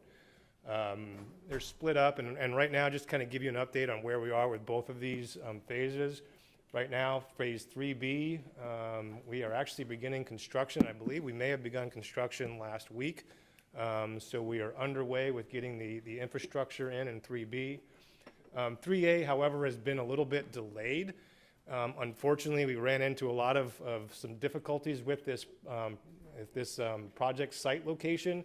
We originally planned, this is kind of conservation land over here. If you kind of look to the right side on this picture here, this is conservation land, and we originally planned to site a lift station over in conservation land. Because of permitting and some access issues, that was not going to be feasible.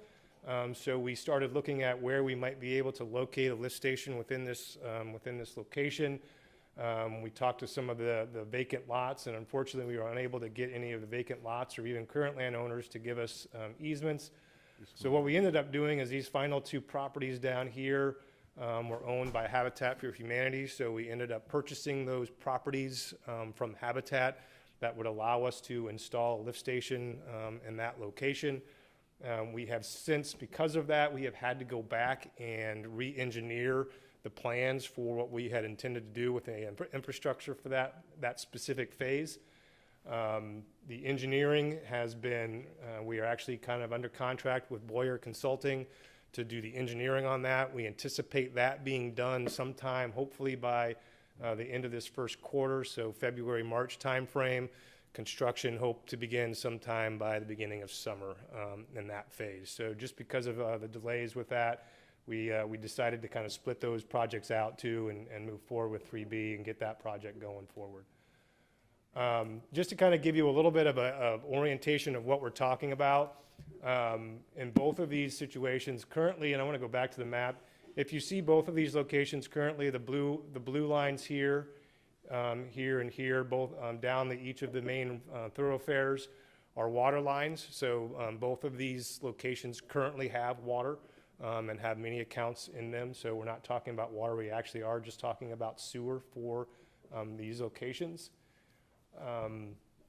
But wanted to orient you a little bit when you're looking at the infrastructure. So there's two kind of phases to this. It's the I call it the public side, which you kind of see is this, in these cases, in these maps, are these large circular pipes, and then the pipes kind of coming off are laterals. And so in both cases, if you look at the water infrastructure, our infrastructure stops at the meter. So the public side stops at the meter, and from the meter to the house is what we call private side connection, and is the homeowner's responsibility. And on the sewer side, the sewer lateral, again, from the sewer main to the residence, since there isn't a water meter, sometimes we have what we call a clean out. But from that public clean out to the home is the homeowner's typical responsibility. This is just to kind of give you an idea. In both of these situations, we're talking about what we call gravity sewer. We aren't going to have any need for any private side lift stations. And that basically just means that there's a gradual slope from the home to that sewer main. And in this case, it's connecting to a manhole, but most cases, it's actually connecting to that sewer main. So just kind of wanted to give you an idea of what we're talking about.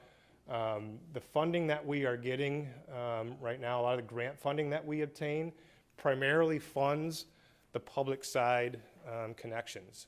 And so I want to kind of make sure you understand that when we're talking about the grants that we're getting oftentimes from the Department of Environmental Protection and St. Johns River Water Management District, those funds are really earmarked to be used for the public side and not private side. So oftentimes we are restricted in using that funding just for that public side. And again, those sewer mains, water mains, and things alike. So that typically does not cover what we call that private side lateral in both of those cases.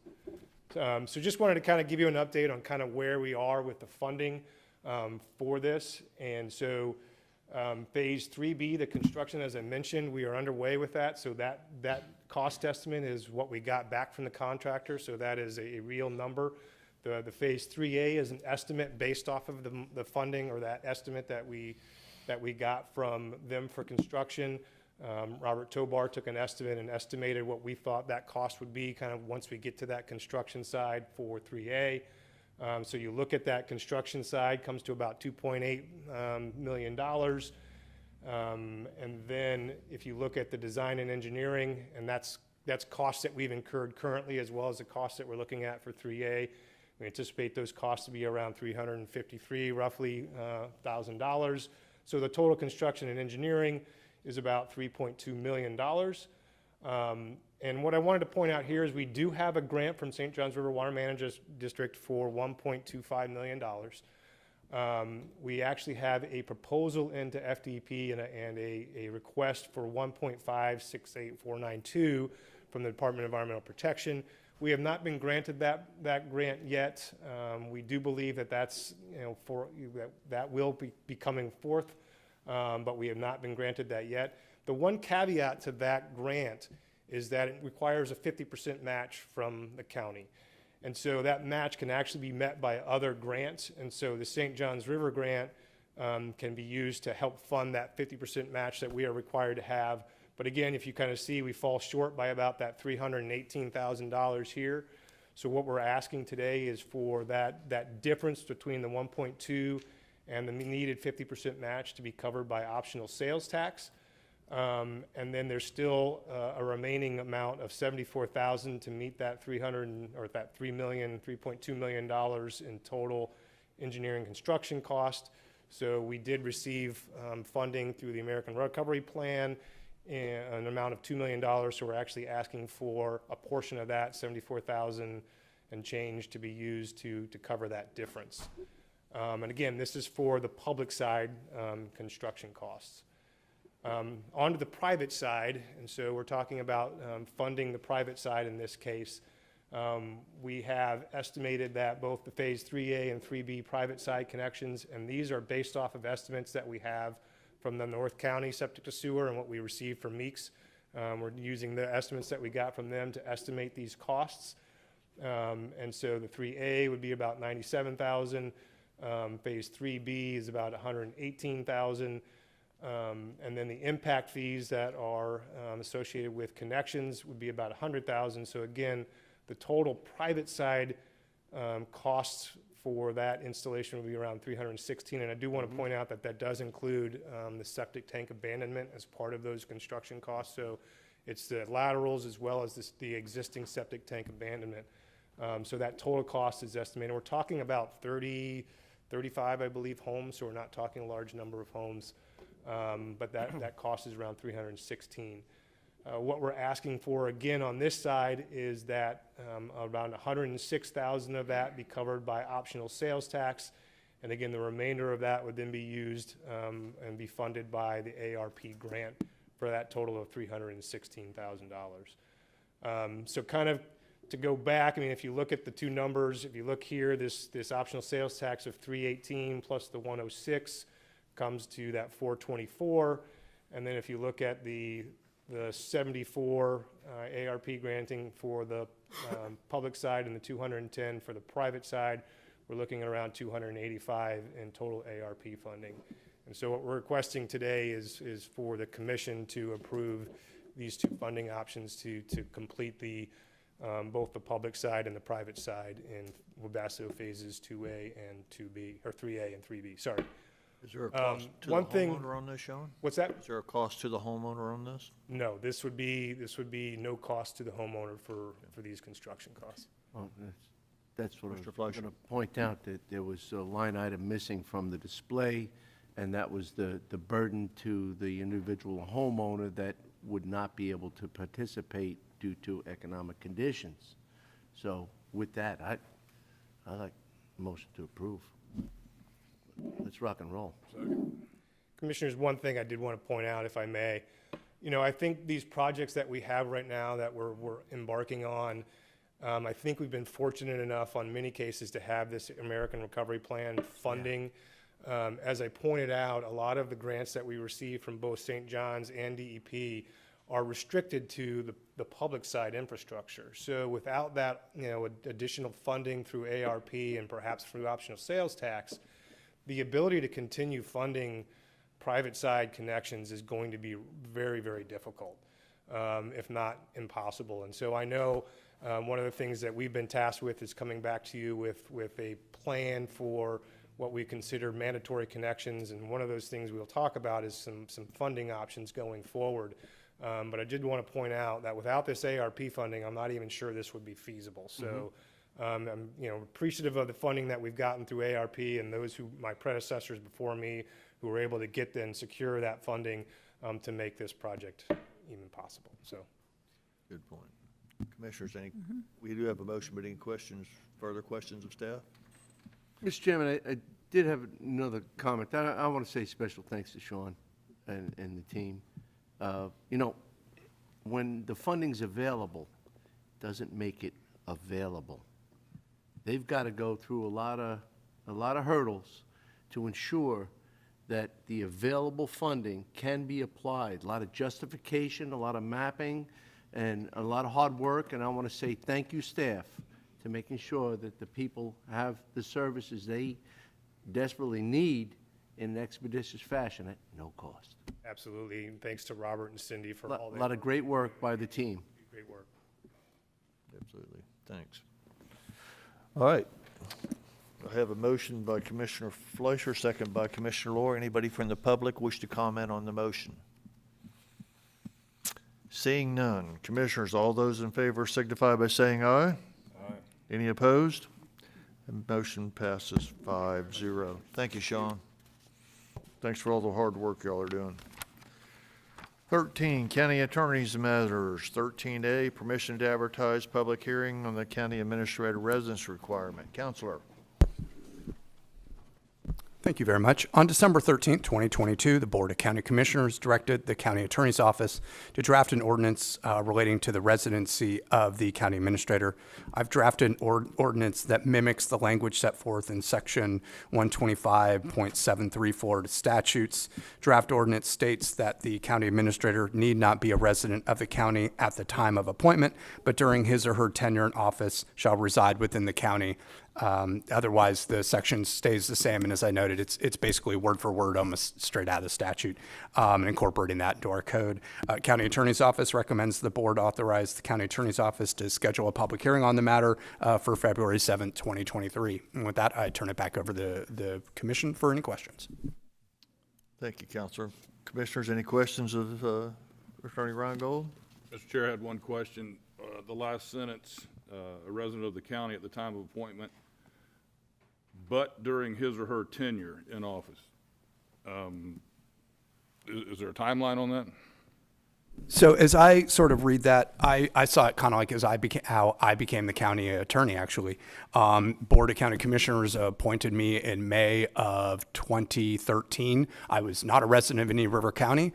My wife and I moved here in June, and my first day as the county attorney was July 1st, 2023, and by that point, my wife and I were living here in Indian River County. So what does it mean, within his or her tenure? So while I was the county attorney, I was always living here and still am living here. But when the board appointed me, I was not a resident of Indian River County. I was a resident of Duval County.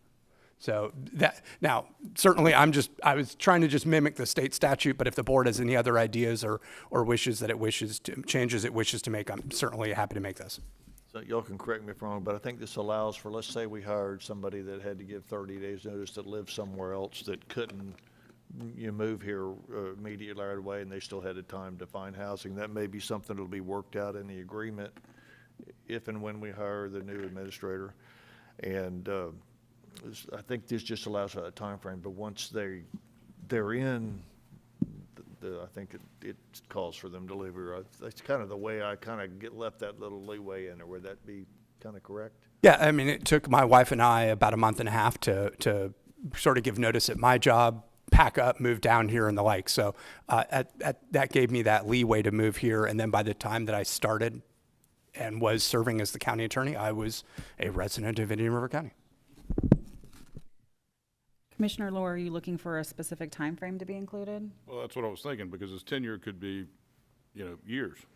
So would you propose like within 3 months or something like that? Or do you want to leave it open-ended and have that negotiated as part of the contract? And I don't know what the home sales were when Ms. Reingold moved here versus 2023. Don't know. So, I don't know, 3-6 months? Okay. I think if we can give Dylan some type of specificity for that, he could probably, when it comes back, it would be closer to a final form. Do you have a preference on 3 or 6 months? I don't. No? Is anybody else on the commission have a preference for 3 to 6 months? No? It's not a matter of time. And once again, we hear you got skin in the game because you live in the community, because, you're paying taxes in the community, and you're shopping in the community, and your children are going to school in the community. I get it. It identifies a strong buy-in. But we have, I would say close to 50% of our firefighters do not live in the county. And I just wanted to bring this up because many, there are directors and members of staff that do not live in the county. They very much contribute to the county. They shop and work in the county, and they may not live in the county, but they live close enough to be able to communicate and to be able to commute and to be able to work. So this came up, I guess, at the sheriff's office when they were talking about take-home county assets, take-home sheriff's vehicles. You still have the commitment to the community, but you have to live within a certain arena. I would like to see that maybe give this a little more latitude of allowing them the opportunity, again, you know, I'm very strong on buy local, but what if we picked a radius? And I'll give you an example, because I remember that there was a deputy that had to park his car at my property so he can go to work. And he was still very much part of the community and served the community. And many of our firefighters do that as well. I'm just suggesting maybe we not have such a tight rein on, you got to live here. I mean, we have residency obligations for selection, but some of us, I mean, you live pretty far away from the center of town, and I live pretty far away from the center of town, yet we work in the center of town. Why not broaden it? Because I think Commissioner Law just brought up a point about the distance that I don't know, inadvertently you did, about, you know, getting to work and the time frame. Why not allow an opportunity where we have a radius? Because the cost of housing, and that's where it came from, the cost of housing might have been very encouraging during the time when you relocated, Counselor, but right now, things aren't that way. And I don't think that any applicant for the county administrator is going to be able to qualify for lower income housing or affordable housing or workforce housing. It might fall under the realm of workforce housing, where we had limited funds or reduction of funds or impact fees. You know, you have to consider that. I mean, it is a vulnerable salary, so I'm sure they can afford relocation. But if they're relocating from somewhere, maybe they have to live maybe 10, 15, 20 miles away, which would still give them an opportunity to be able to respond 24/7, as some of our county administrators have performed. Maybe be here during the hurricanes or other events on an ongoing basis, where their residence is not that far away, but it may not be within the taxable guidelines we know as Indian River County. Well, I would respectfully disagree with you. I think it's very important that the administrator live within the county. I think we've already had that discussion, which is why this is coming back to be advertised. But to Commissioner Lohr's point, my suggestion would be we put in a 3-month time frame, and if it's something that they're not capable of doing because of the market or because of other things, we could always negotiate a longer transition as part of the contract negotiation process. So you kind of get that specificity that you wanted, but you also have a little bit of leeway and wiggle room if the market or something is different. Is that possible, Dylan? Certainly, it's the will of the commission. I was just drafting up some different language in response to what I was hearing on the dais. So, county administrator need not be a resident of the county at the time of appointment, but within 3 months of beginning his or her tenure in office, and otherwise during the tenure of office shall reside within the county. So that gives some leeway.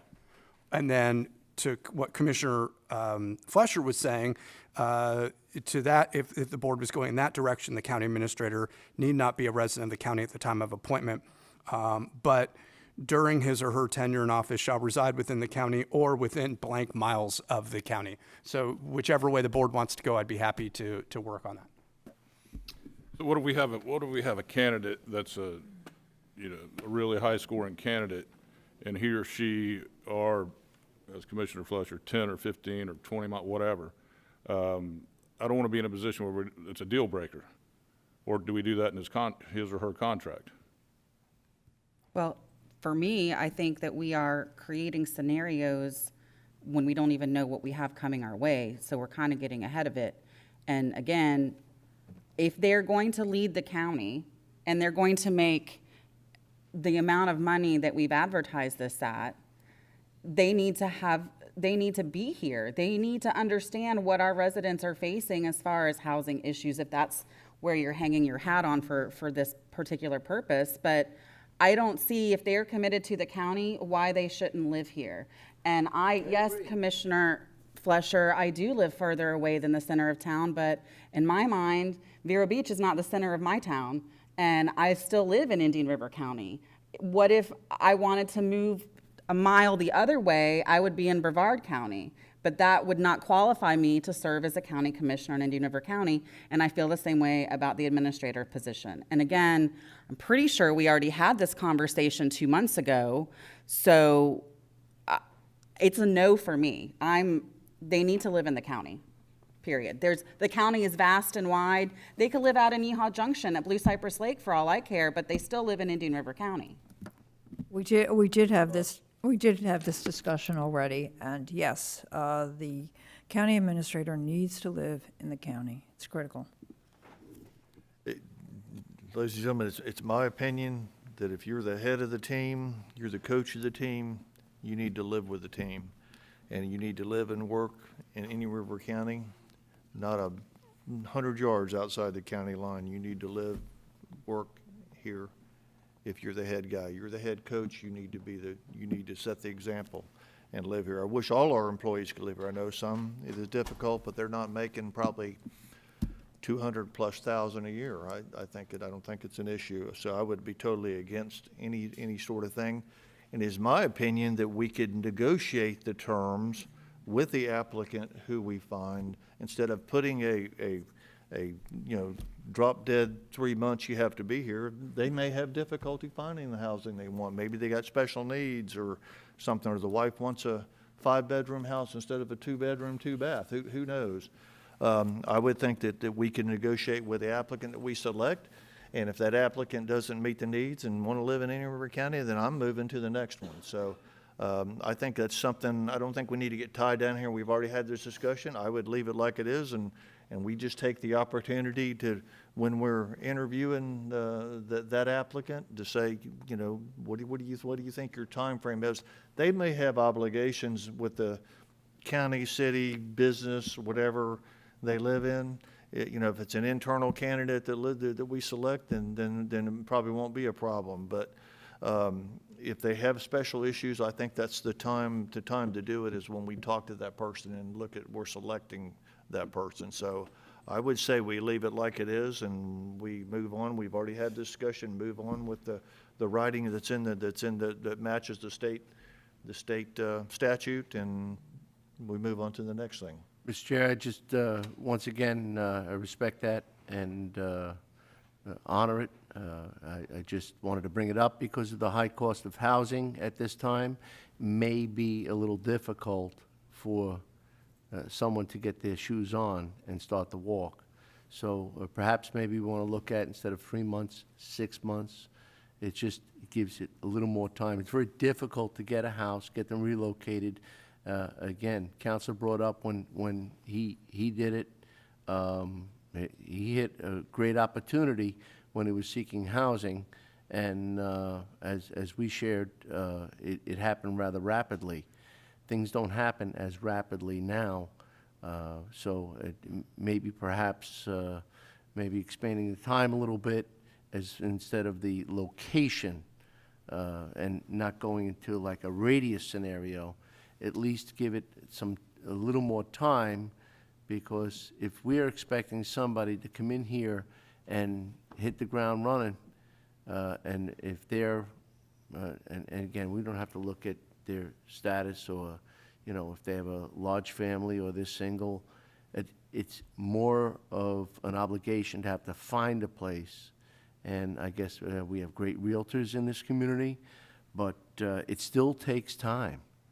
And it's difficulty to get the right spot. We want them to get in the right spot, because if we hire somebody, we want them to be here for a long time, and we want them to be committed to us for a long time, and to the great people of Indian River County. So perhaps maybe we can shift the time a little bit, make it a little longer opportunity, so Again, I that think they it's can find the something best house. we can negotiate with that person that we decided to the applicant. I don't know if we need. We to put it in that- writing, we I don't- put I in. don't think we need to put that in here now. I think we can look at John Smith or Mary Smith, whoever the applicant is, male or female, and say, what is your time frame? What do you need? May we ask the counselor to read off again what he proposed in the announcement? The original one? You mean the amended language that I was The amended offering? language, yes, sir. If I can read my writing, the concept that I had written down quickly was the county administrator need not be a resident of the county at the time of appointment, but within 3 months, 6 months, or, no more than 3 months, no more than 6 months, or within time to be determined by the board, the county administrator, and otherwise during the rest of his tenure, shall reside within the county. Those are some ideas for the board to discuss. But I think I would say that the counselor has listened to us and taken copious notes and is ready to go forward, but I hear there's some ambiguity about within 3 or 6. I'd like it to be, I'm appealing to give it just a little more time. This way we know that we're going to get the right person and they'll be able to adapt to our community. You want them to live in this community? Well, give them a little more timeline to do that. I don't think we can negotiate that later on. If we put it in writing, that's what they're signing up for. That'll be the contract.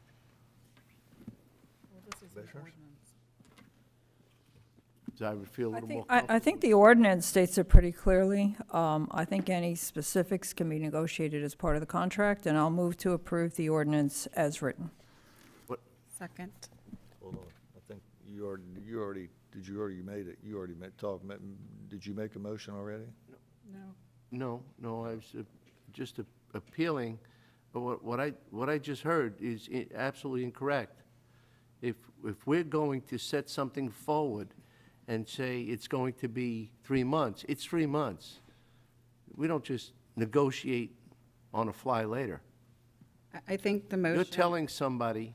The motion's to approve the ordinance as written, that's all. Approve the advertising. Maybe it should be in the advertising. The motion, that what we're being asked to do today is give Dylan permission to advertise for the ordinance, which then will come back to us for a public hearing and approval.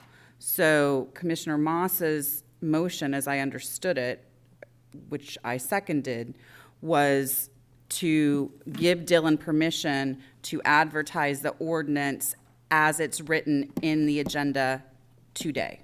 Yes. The way I understand it. Yes, thank you. So we want to. Are y'all clear on that? That's the motion. It's clear. It's clear. That's the motion. It's clear that we are going to advertise a written agreement, written understanding in an advertisement that may or may not have the information that we're going to go forward with. So, yeah, it's clear. That's clear. We have that. It's clear. To me, we have the right to negotiate with that person on the fly. I mean, in a way. I mean, we can spell it out, but you as a commissioner can question John or Mary Smith and say, how long is it going to take you to move here? Well, that's not acceptable if it's going to take you a year to move here. You know, that's acceptable. It's going to take you 3 months. I guess it would reflect on how well we like the applicant. So, Thank you. well, we have a motion by Commissioner Moss and a second by Commissioner Adams to go with the advertisement and for the county administrator as required as written. Do I have anybody from the public that wishes to comment on the motion?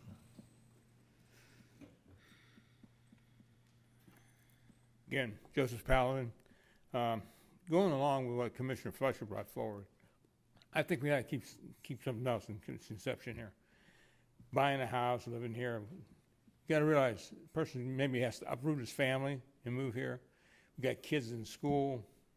Maybe his wife has a good position or a good job in a close county or whatever. I think we ought to do this on a case-by-case basis and negotiate with the applicant once we know what we're talking about. Like Commissioner Adams said, we're negotiating with nothing. We don't have any idea what we're talking about. So I think we need to leave that a little more open. And Commissioner Fletcher, I think, brought forth a good point. I don't think we can be so drastic, say, well, you know, you gotta live here in 3 months. There may be circumstances beyond that control. So we gotta do this on a case-by-case basis and negotiate with the applicant. So I think I would leave it like the motion we have out there. I think it's a little more open, a little more vague. I think I'd leave it the way it is instead of putting a deadline of so many months or so many weeks on a person. I think we might eliminate somebody. Because don't forget, kids in school and family uprooting and coming here, wherever they're coming from, that's almost more drastic than finding a house. So I think we gotta leave this open up for us to negotiate and talk to the person on a case-by-case basis. Until we know the person we're dealing with, I think it's not right to make this decision ahead of time before we know who we're talking to. Thank you. Anyone else wish to comment on the motion? Seeing none. Commissioners, we have, again, a motion by Commissioner Moss, seconded by Commissioner Adams. All those in favor signify by saying aye. Aye. Aye. All those opposed? Opposed. Motion passes 3-2 with Commissioners Lohr and Fleischer dissenting. All right, moving on to 13B, City of Vero Beach Water, Wastewater and Reclaimed Water Franchise Agreement. Counselor.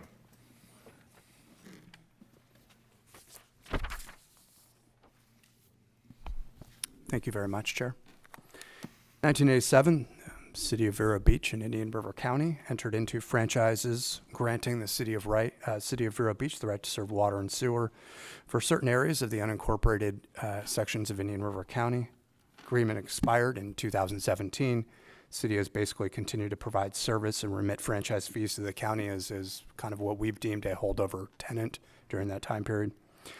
County staff has negotiated a 30-year franchise agreement with a 15-year renewal with City of Vero Beach staff. City will charge city rates and no other charges. City will provide a level of service not inferior to that what is provided to their city customers. That's the basic tenets of the agreement. I will say that city staff didn't get everything they wanted and county staff didn't get everything they wanted. And I know this is a comment that Mr. Atwater will have. I went back through my notes. I specifically found a section where that the city were going to waive any defenses that they could raise in a lawsuit. The section had come out during the various negotiations. So people probably feel that the 30 plus 15 is too long. Again, it's what city and county staff were able to negotiate and come to. As I know, our friends in the town of Indian River Shores and certainly the residents and friends in the South Barrier Island have some significant concerns with the agreement. And to try to address those, I want to go through some issues. First, the city provides service to the South Barrier Island, one, per the 1989 territorial agreement that Indian River County and the City of Vero Beach have entered into. I can tell you that there are arguments to be made by the county that agreement is null or invalid and not enforceable. There are arguments that the City of Vero Beach has that would be valid arguments to make that the agreement is valid and enforceable. And if we were not to agree, I'm sure we would go down the process by which we would litigate that issue in court. But on top of the agreement, Section 180.02 Florida statutes also is a significant provision. And I will actually just read that. It is 180.02, Powers of Municipalities, subsection 2. Any municipality may extend and execute all of its corporate powers applicable for the accomplishment of the purposes of this chapter outside of its corporate limits, as hereinafter provided, and as may be desirable as necessary for the promotion of the public health, safety, and welfare or for the accomplishment of the purposes of this chapter. And I will note that this chapter is Municipal Public Works. Provided, however, that said corporate powers shall not extend or apply within the corporate limits of another municipality. So please understand that our friends in the town of Indian River Shores, since they are a separate municipality, had additional powers and authorities under 180.02 that Indian River County does not have with regards to the folks in the unincorporated area of the South Barrier Island. So if the county were to legally serve the South Barrier Island, the county would have to overcome the 1989 territorial agreement, and it would have to overcome the clear statutory language within 180.02. But on top of that, and I know I'm getting off my notes, we would actually have to then, if we were legally able to serve the South Barrier Island, we would actually physically have to get there. Right now, we do not have a line that goes to the South Barrier Island for water, for sewer, for reuse water. And that would be a significant financial commitment by the county, by the South Barrier Island folks to actually physically get there. So I think that's an important fact as well to understand. So we have legal limitations and we have physical limitations. And I remember when Indian River County wanted to provide a simple reuse line to serve Johns Island, boy, that was quite a fight that we had on this floor about just providing reuse water to Johns Island. Certainly, I would expect a similar issue to pop up when water, wastewater, and reuse water were to be provided to the South Barrier Island. That's basically covering the issues of how does Indian River County get to the South Barrier Island. I know there are some concerns with regards to the rates that the city charges. With regards to that, I want to make very clear that under 180.191 Florida statutes, again, all contained within 180, the city of Vero Beach has the right to charge a surcharge of not more than 25% of such rates, fees, and charges to the consumers outside of the city boundaries. So right now, under the statute, the city of Vero Beach can charge county rates and then add on an additional 25% surcharge on top of that. And there's nothing Indian River County can do about that. So to me, what I found important in the negotiations with the city of Vero Beach is that they were willing in the franchise agreement to state that they would not charge any surcharges above what was authorized within 163 or 180 of Florida statutes. Now, for me, it goes back to what happened, I believe it was at the beginning of 2021.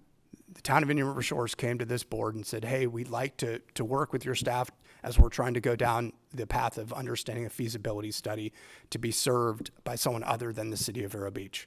The city of Vero Beach objected at that time, and the board voted to move forward to assist our friends in the town of Indian River Shores to undertake that study.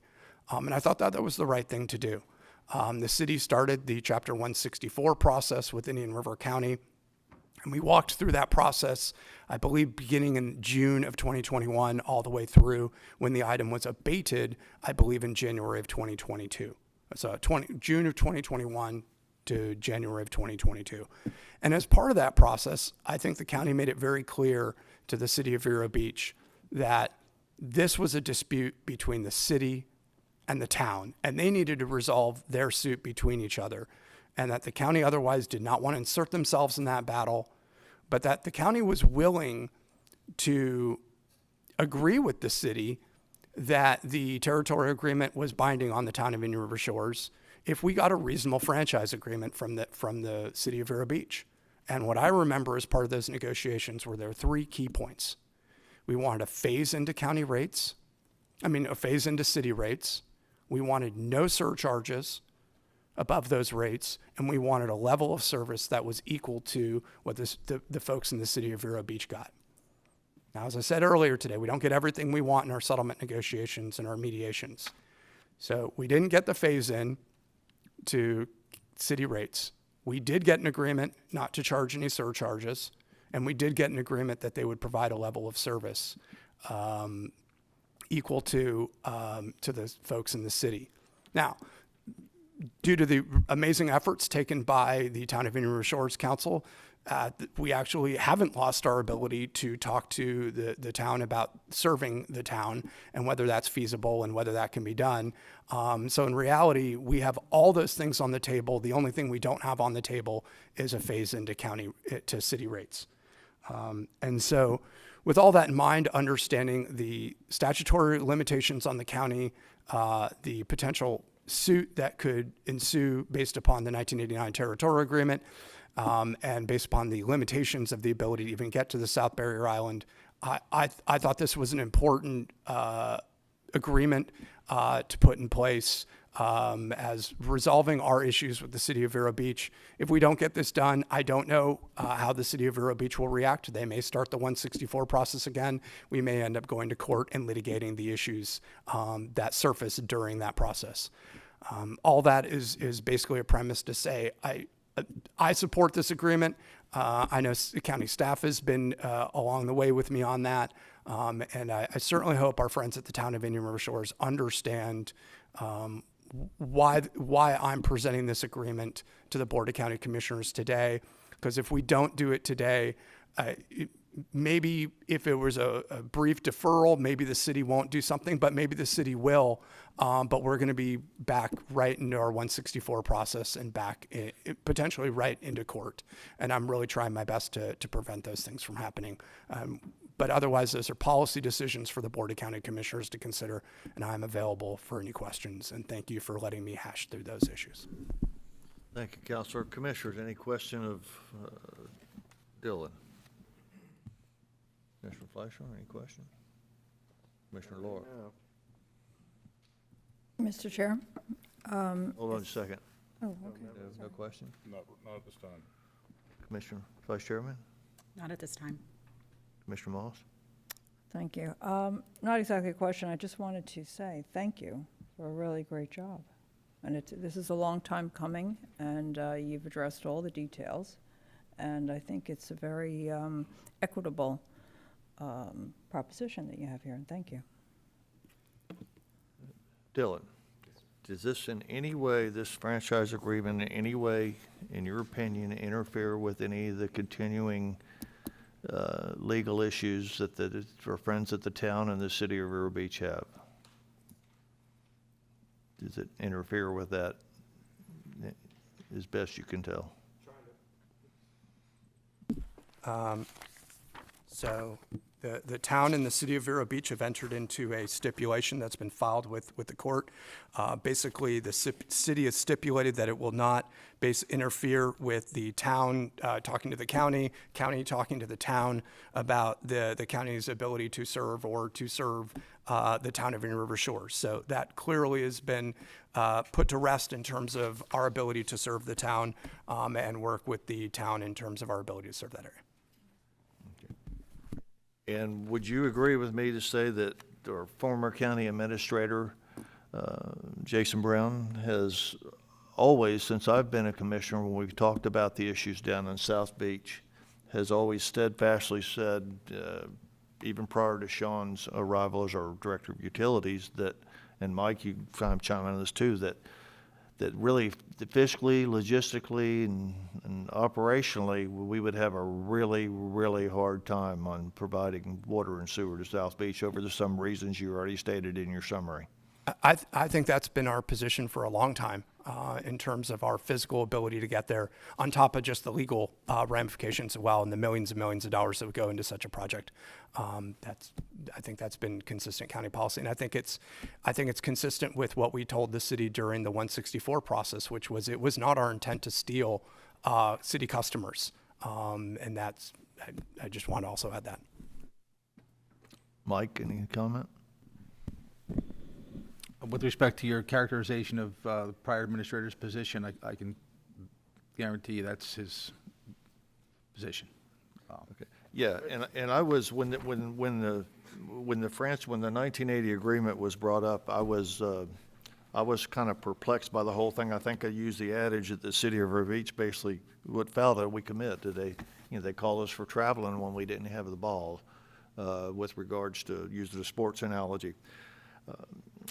So I don't really understand as regards to what direction that we need to take on this. Can't wait to hear from some of the audience to hear what they have to say about this. I can tell you that right now I don't see any possible way for us to get down to South Beach.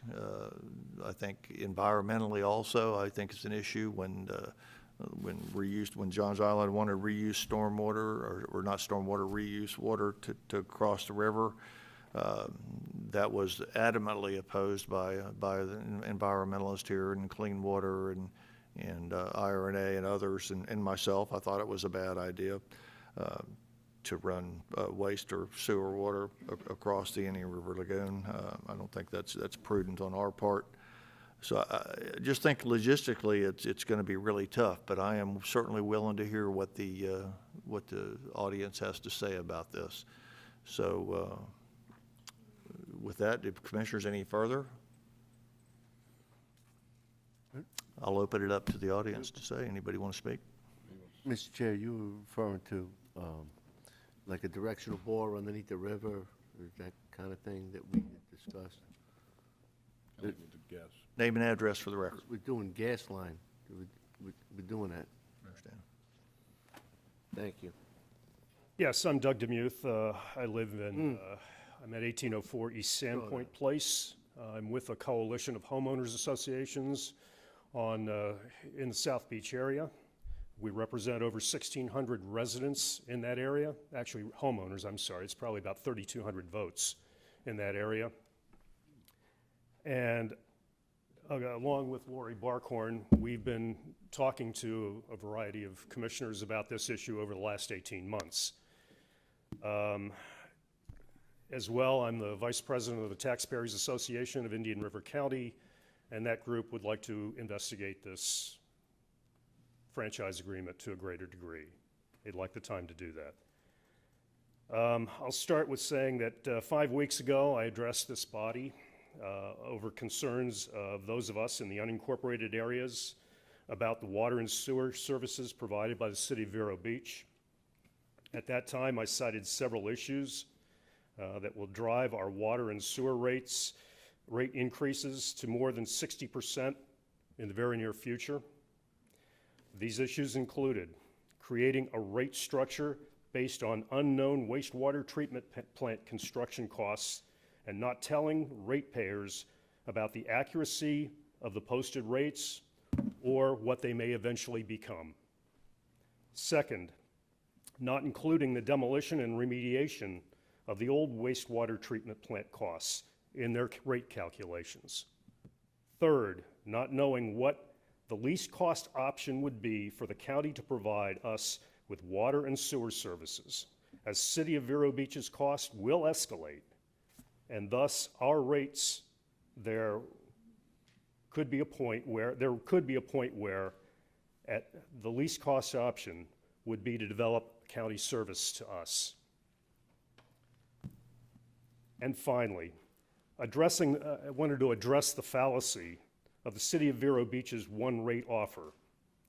They currently make a profit of over $2 million off water and sewer services for the unincorporated areas and for our friends back here in Indian River Shores.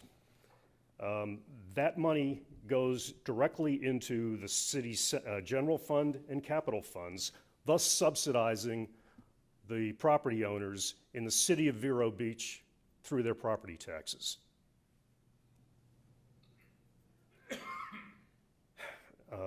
They currently, like I said, they currently make a profit of $2 million. The cost to us, to those of us in South Beach, currently is $440,000 a year, projected with the rate increases that we've heard about to go to over $700,000 a year through this new rate structure and the one proposed by Dylan. To address these issues and others, I asked the commissioners 5 weeks ago to assemble a citizens and staff committee to look into options and opportunities for a fair, transparent, and predictable agreement. In the intervening weeks, we've had major holidays, so I really didn't expect to hear much from you until mid-January.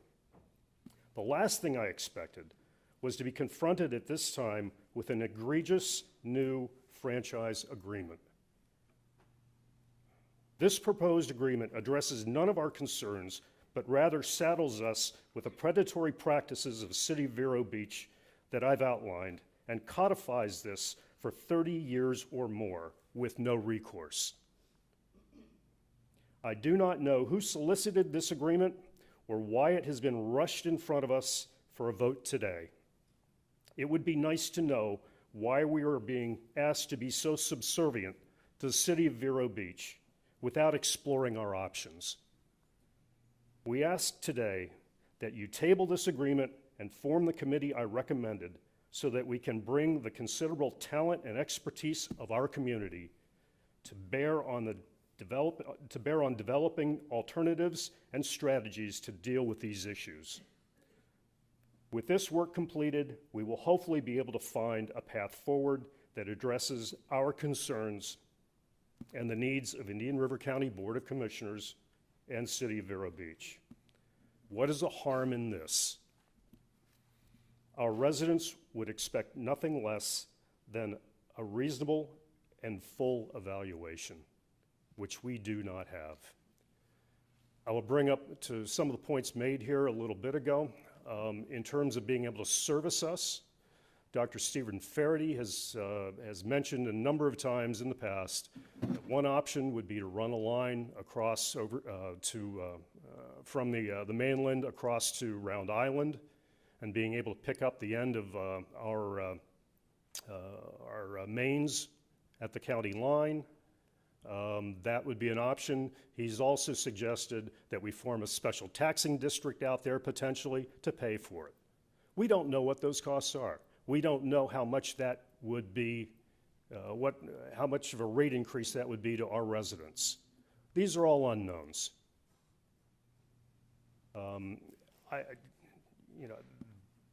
I don't know what more to say about this. Dylan, I appreciate your service and your work. However, there's been no communication, no consulting, no group think about this. It's just been the county attorney running off to the city of Vero Beach sitting over here and taking basically what they said 18 months ago and jamming this down our throats. That's very offensive, Mr. DeSmuth, and very inappropriate. I'm sorry, you're being very inappropriate. This is my opportunity to talk. I've watched you on multiple occasions be very condescending to people speaking and to other commissioners, and I don't appreciate it. Thank you very much. Can I add? I do not want to disagree with any of Mr. DeMuth's policy points. I think he's very valid for him to come forward and present them. I do want to state, however, my recollection at the December 13th meeting was that I did state when Doug DeMuth was here that I did let him know publicly that I was planning to bring this to the board in January. So I just want to clarify that issue, but otherwise do not want to challenge anything that Mr. DeMuth said. Name and address, please. Okay, my name is Laurie Barkhorn, and I live on 1778 Coral Way North in Seagrove. Thanks for having us here to speak. Doug probably heard that you were bringing it to the board, but maybe didn't think it was going to be in this particular agreement fashion. That, I think, was more the surprising part. So I am here today to voice my support for Doug's recommendations that he made in his comments. We've worked together for quite a while on this issue with Dylan and Jason and many others, first with the city, and then here with county staff to become educated and try to really seek fair win-win situations. We did not want to get into the situation that is kind of hovering in the back of the room. Rather, we were just looking for a win-win, and we've always tried to be very cooperative and proactive so that we understand everyone's points of view and do our best to prevent that sort of future conflict. We believe this particular agreement is not going to serve those purposes.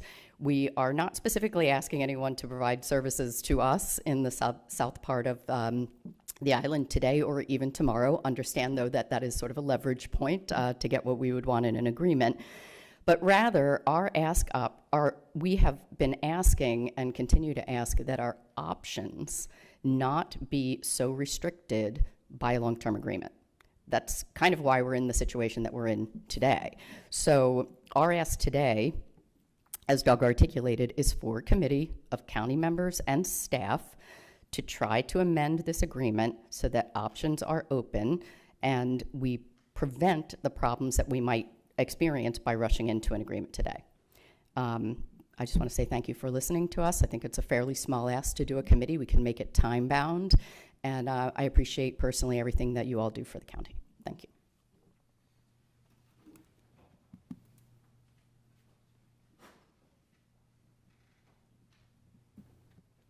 Good morning, Commissioners. For the record, Bob Alwater. I'm a member of Town Council for Indian River Shores, but today I'm addressing you as a county taxpayer. I hope to give you some lessons that we found that hopefully down the line will result in you not spending legal expense money. And so if you go back to the 2012 franchise agreement between the city of Vero Beach and the town of Indian River Shores, if you go to the front page, it says, Indian River Shores and Vero Beach have negotiated in good faith together and have determined it to be appropriate in the best interest of respective municipal utilities to enter into a new franchise agreement.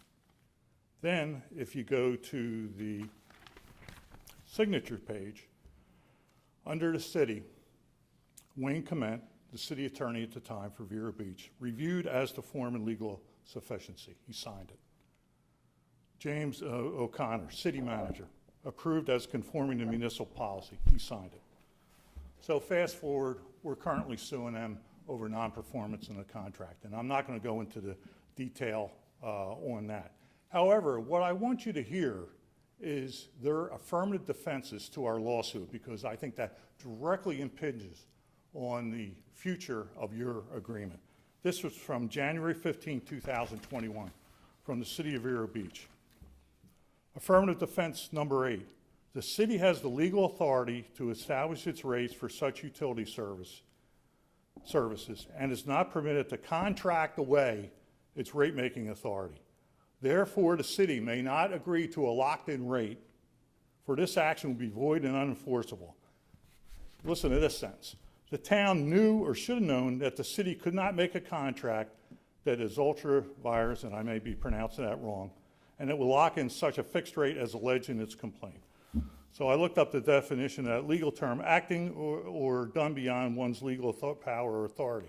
So they're basically saying the agreement they signed with us, they didn't have the authority to sign, even though the city attorney and the town manager and the city manager signed off on it. It gets better. Affirmative defense number 9. The city has the legislative duty to set reasonable, equitable rates that are sufficient to recover its operational costs, and this duty takes precedence over any contrary or conflicting contractual provisions. In other words, they can do whatever the hell they want, and the contract is not valid in their opinion. I could envision a situation where they're providing services to the South Barrier Island, and they find out that they have to completely redo some gigantic pipe that's going to cost a lot of money. They turn around and say, well, we're not making money on this, therefore we're going to charge you a differential rate regardless of what is in the contract. And I can tell you, having been on the City of Vero Beach Utilities Commission as the town's representative, I could spend an hour up here explaining all the problems I have with their cost allocation methods. And Doug just mentioned a couple of them. Would be my recommendation, and I'm not saying whether these affirmative defenses are affirmative or not. That's not for me to say. But I would suggest that in the contract, you put provisions in, they specifically waive these defenses. So you're not spending my taxpayer money, county taxpayer money, and that of other county taxpayers fighting them down the line like we unfortunately are dealing with them. So thank you for your time.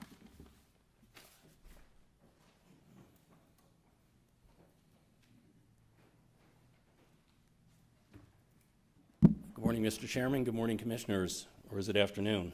Not yet. Not yet. Get there. I will be brief. Many of the points have already been made. I came up here to make really 2 points to you, and one was a cautionary tale, some of which Mr. Alwater has just outlined for you. And that is that... Hey, Phil, I'm sorry, we know you, but for the record, name, my address. pleasure. Brian Foley, I'm title. the mayor of Indian River Shores.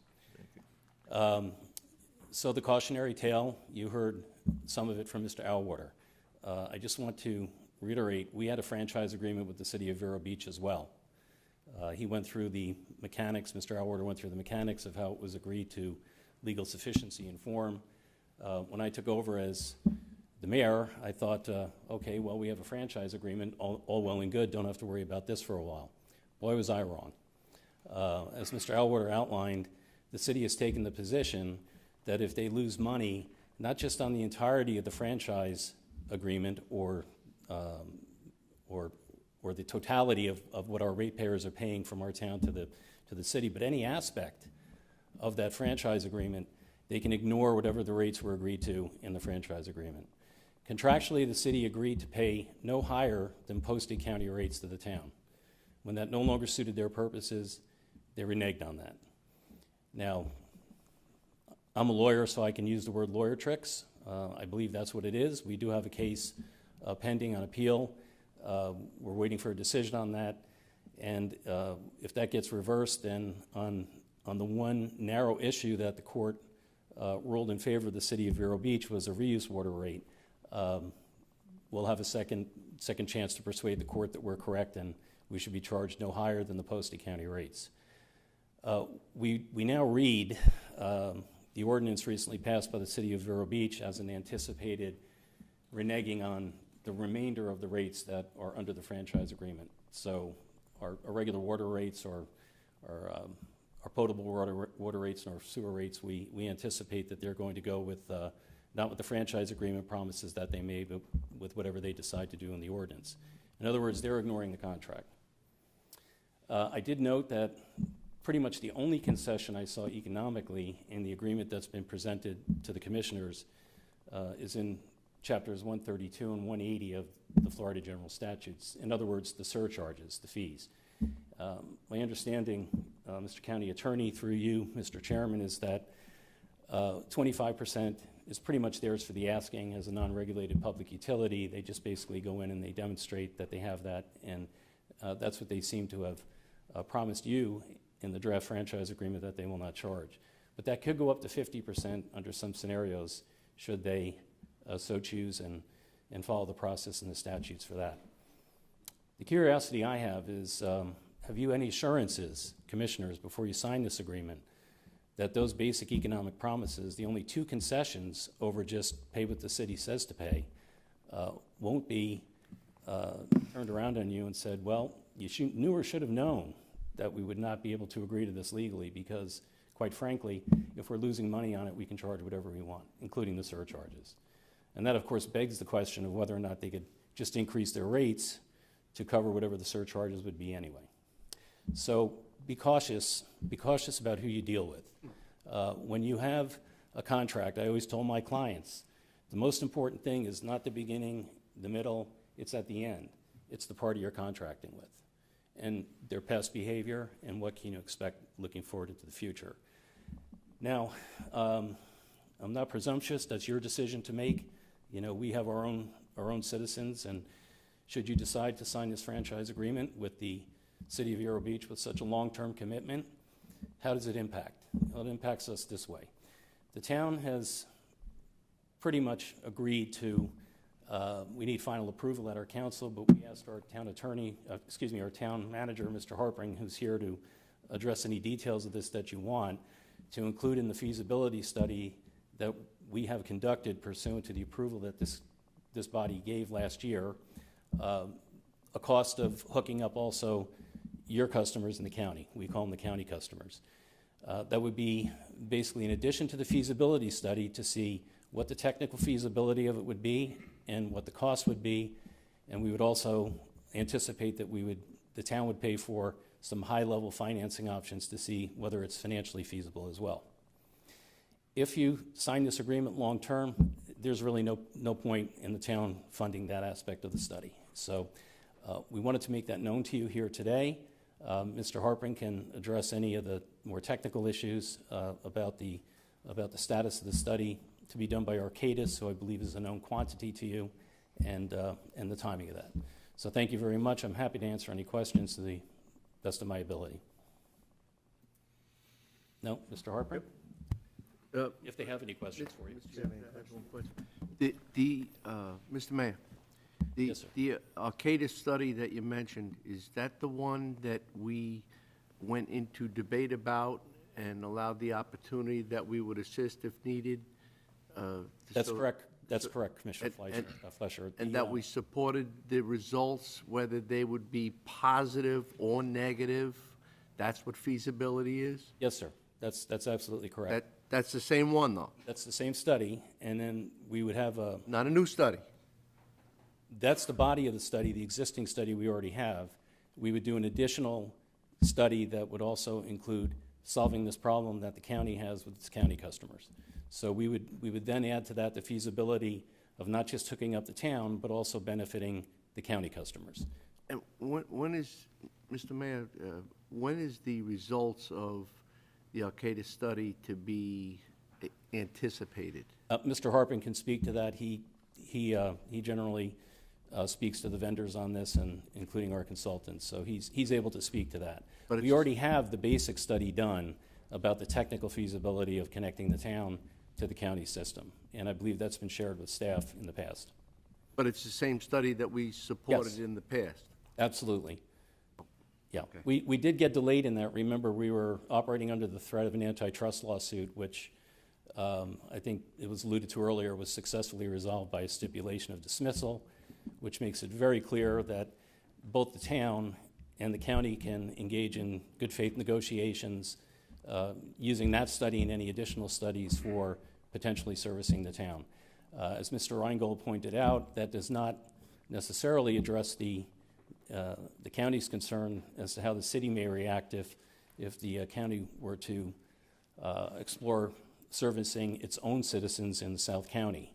I have my own opinions on that as a lawyer, but it appears that one of the reasons for entering into this franchise agreement at this time is a fear of litigation with the city of Vero Beach. Well, you know, sometimes you have to fight for what's right.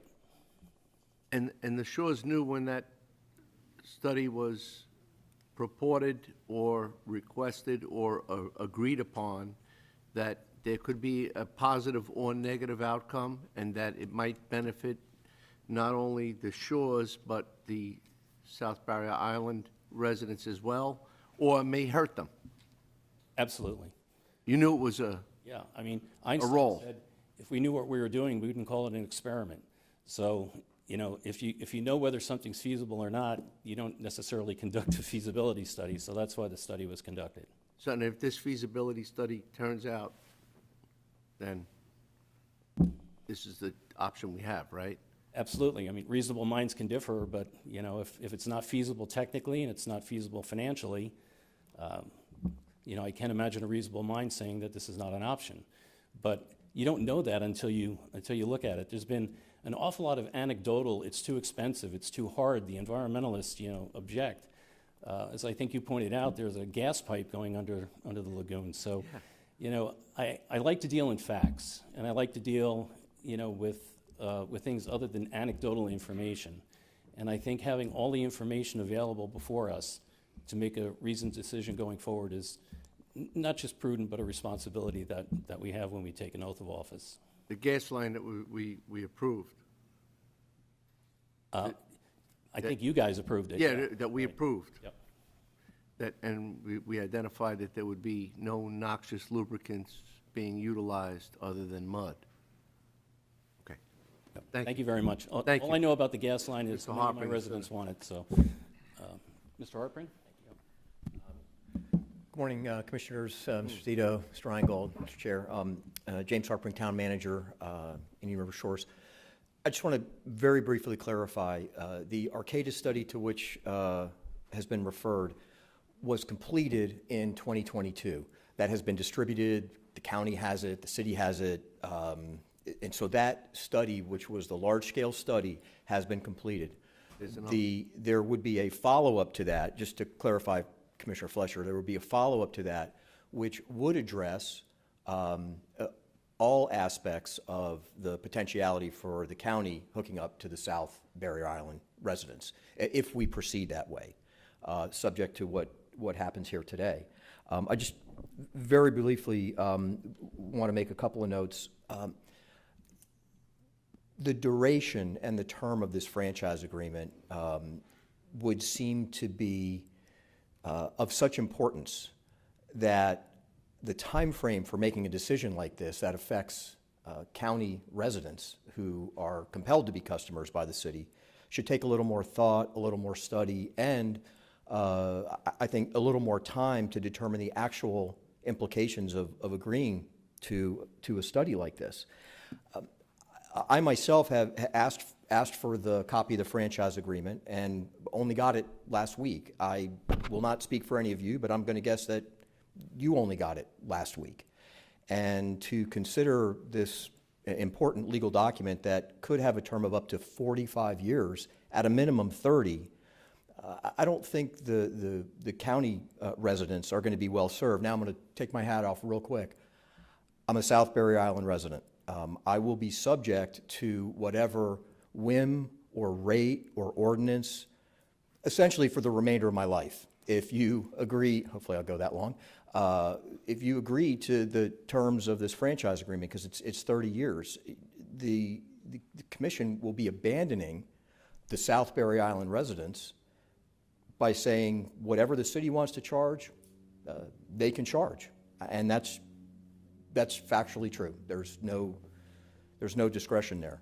So putting my other hat back on, I know that Commissioner Lohr, when we worked together, heard me say many times, don't take actions just because you're afraid somebody's going to sue you. The courthouse doors are open to anybody. If you're doing the right thing, then we'll defend it. And I don't want to go into the purview, as I'm a recovering lawyer, I don't want to go into the purview of whether somebody's going to sue you or not going to sue you.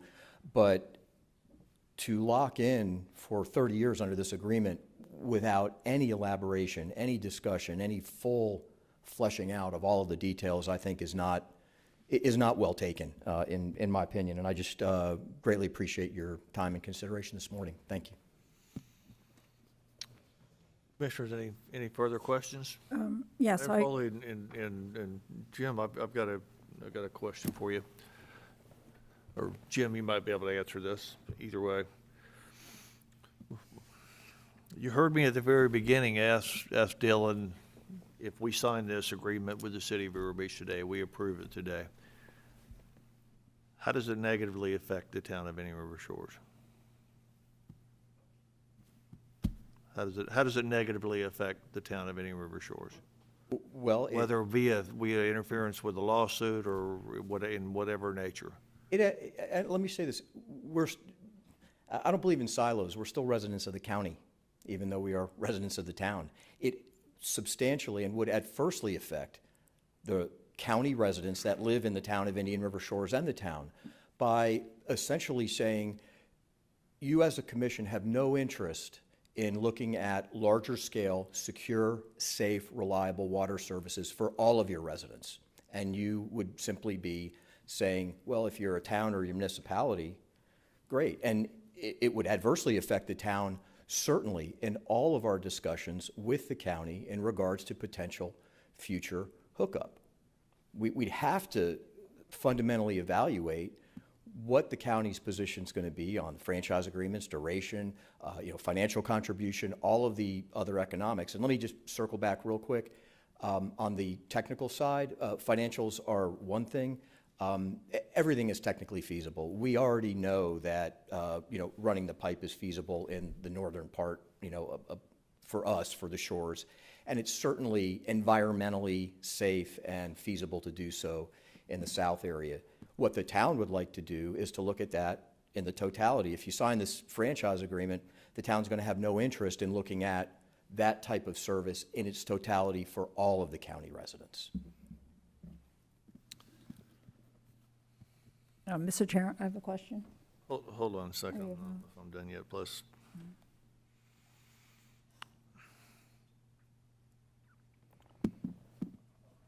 I hear exactly what you're saying, and I honestly don't see a negative impact, whatever the Shores decide to do. If the Shores, and again, we got accused of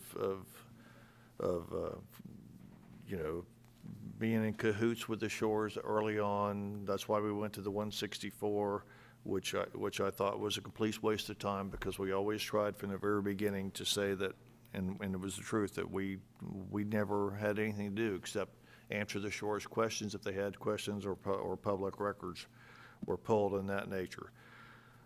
No, I don't want to go down the 164 road again, or lawsuits, but lawsuits don't scare me. I don't see right now, I don't see the upside yet, or the downside maybe, depending on how I phrase this. I'm concerned about our South Beach residents. I'm concerned about it, but they have been serviced by the city as long as I know, as long as I've been alive. The city hasn't gouged them, stuck them, or anything yet. As far as I know, the city has always charged them what they've charged their own city residents, obviously. To my knowledge, that's always been the case. Yes, we could run a line down there somehow. I would defer to our utilities director and those that are a lot smarter than me about that. But I know it just would be very expensive. And am I prepared as a commissioner to run that on the back of the other taxpayers? If you don't think our rates, and Sean, please don't hate me for this, but I think eventually you'll see our rates go up eventually. Some, hopefully not dramatically, but I think in just with the general operation of things, we'll see county water rates increase at some point in time. Hopefully not very much, but I think they'll have to, just to keep up with business and improvement and improving our infrastructure, and also servicing all the new stuff that's probably going to come online on the west side of the river all the way out towards 95 and that area. Eventually, I see that happening.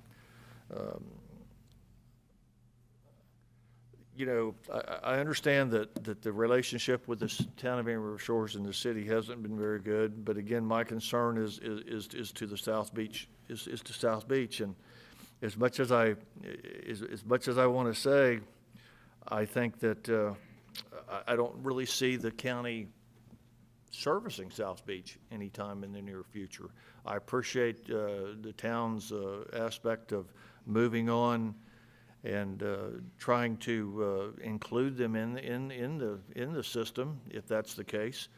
I appreciate that, but I just don't know yet, and I'd like to hear from my commissioners. I wish somebody, I don't know if Rob, if you want to chime in on this from the city's aspect of what the future holds, you're more than welcome to. But I think this is an agreement between the county and the city, and I don't know if any wrongs have been done yet, and I hope wrongs wouldn't be done in the future. But I don't want to ramble on here or continue to ramble on. I have concerns on both ways. Rob. Good morning, commissioners. Or actually afternoon, I guess it is, but happy to be here. I think actually your county attorney summed up the discussions with his opening remarks and of where the city and the county have been for years.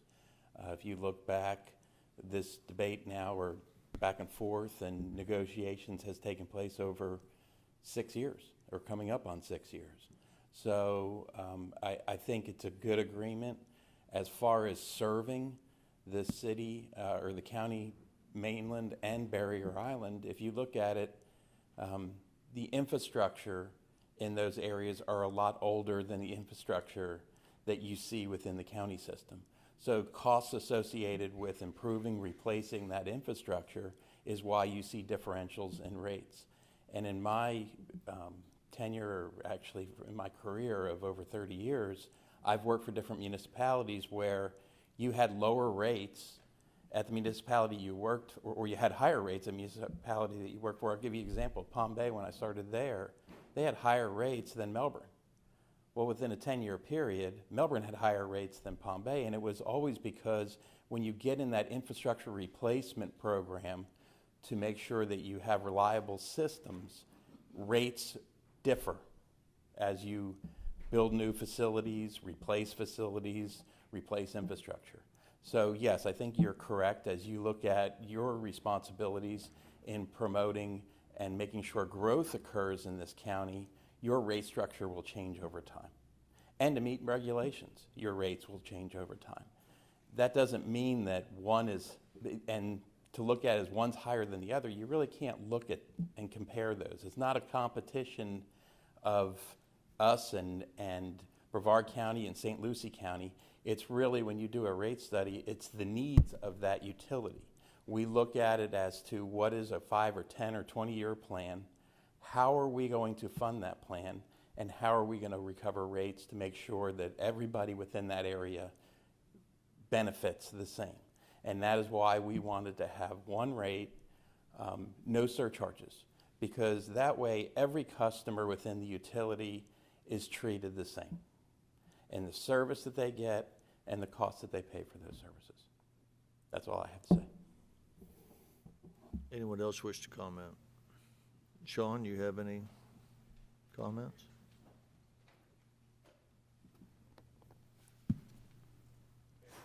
Again, Sean Leesky, Director of Utilities. I think Rob, summarized it really well, that, when you look at the future and planning and the costs associated with service, Commissioner Ehrman, you kind of brought up, our rates. We don't know where our rates are going to go. We don't understand. We're constantly being bombarded by future development. Where those rates are going to go based off of new development and future infrastructure needs, we don't know. I mean, are they going to stay the same? I can't today say they're going to stay the same or increase. I couldn't tell you that as we stand today. But there's certainly an opportunity that there may be need to increase those rates at some point in the future.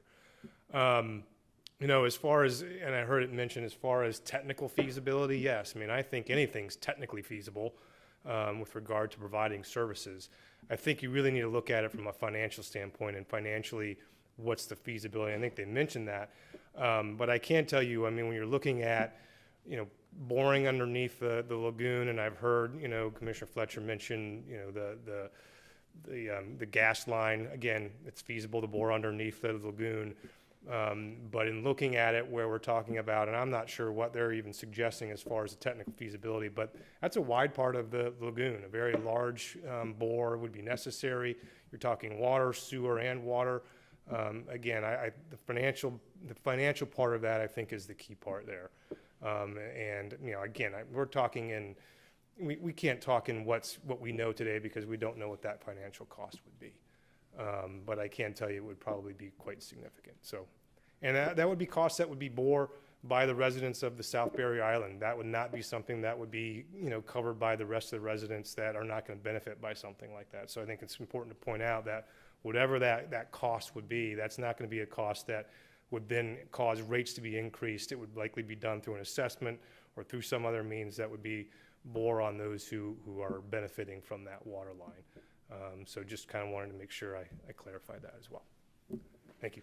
Thank you. If you keep it short, please. I'd like to point out a couple of things. First of all, Brian Foley just mentioned to me a little bit ago that prior to the franchise agreements, City of Vero Beach was obligated to provide us with rates that were equal to county rates. Obviously, that's been thrown out the door now. Secondly, why 30 years? Can't we make this a 10-year agreement so at least we have an opportunity to go back and revisit and see how well whatever is voted on has transpired? 30 years, as we've been told, exceeds our lifetimes. Why should we saddle the folks in the future with an agreement that is codified today? Can't we give them the opportunity to go back and revisit how well the City of Vero Beach has worked with the residents and the county, and see how that's played out? And if it hasn't played out, have some recourse. So again, what I was asking you for today was to table this for a month, 2 months, something like that, and let's put a committee together of concerned residents and bring the talent of the community together, the folks with strong financial backgrounds, folks familiar with procurement, folks involved in a lifetime of engineering. Let's bring those folks together and let's sit around with staff and figure out what our options are. What are our points of leverage with the City of Vero Beach so we can drive a rational and fair and transparent agreement? Because what we're looking at today is not. It's 30 years of subjugation. I told you when we met the other day, my concern about that, and I'm all for public input, but my concern about that is the city, we can do all that good work and come back and the City of Vero Beach can look at you and say, go pound sand. They can. But there may be options as well. I mean, they've got to go out for bonds And if there is significant community pushback and significant litigation potential, they're not going to get those bonds. Right. Counselor? If I can just clarify something, this City of Vero Beach has a franchise agreement that specifically says county rates in it. That is very true with the town. There is no such thing with the county.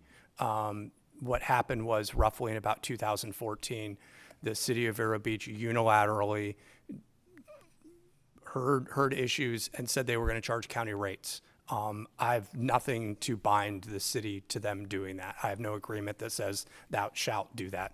They just made that choice.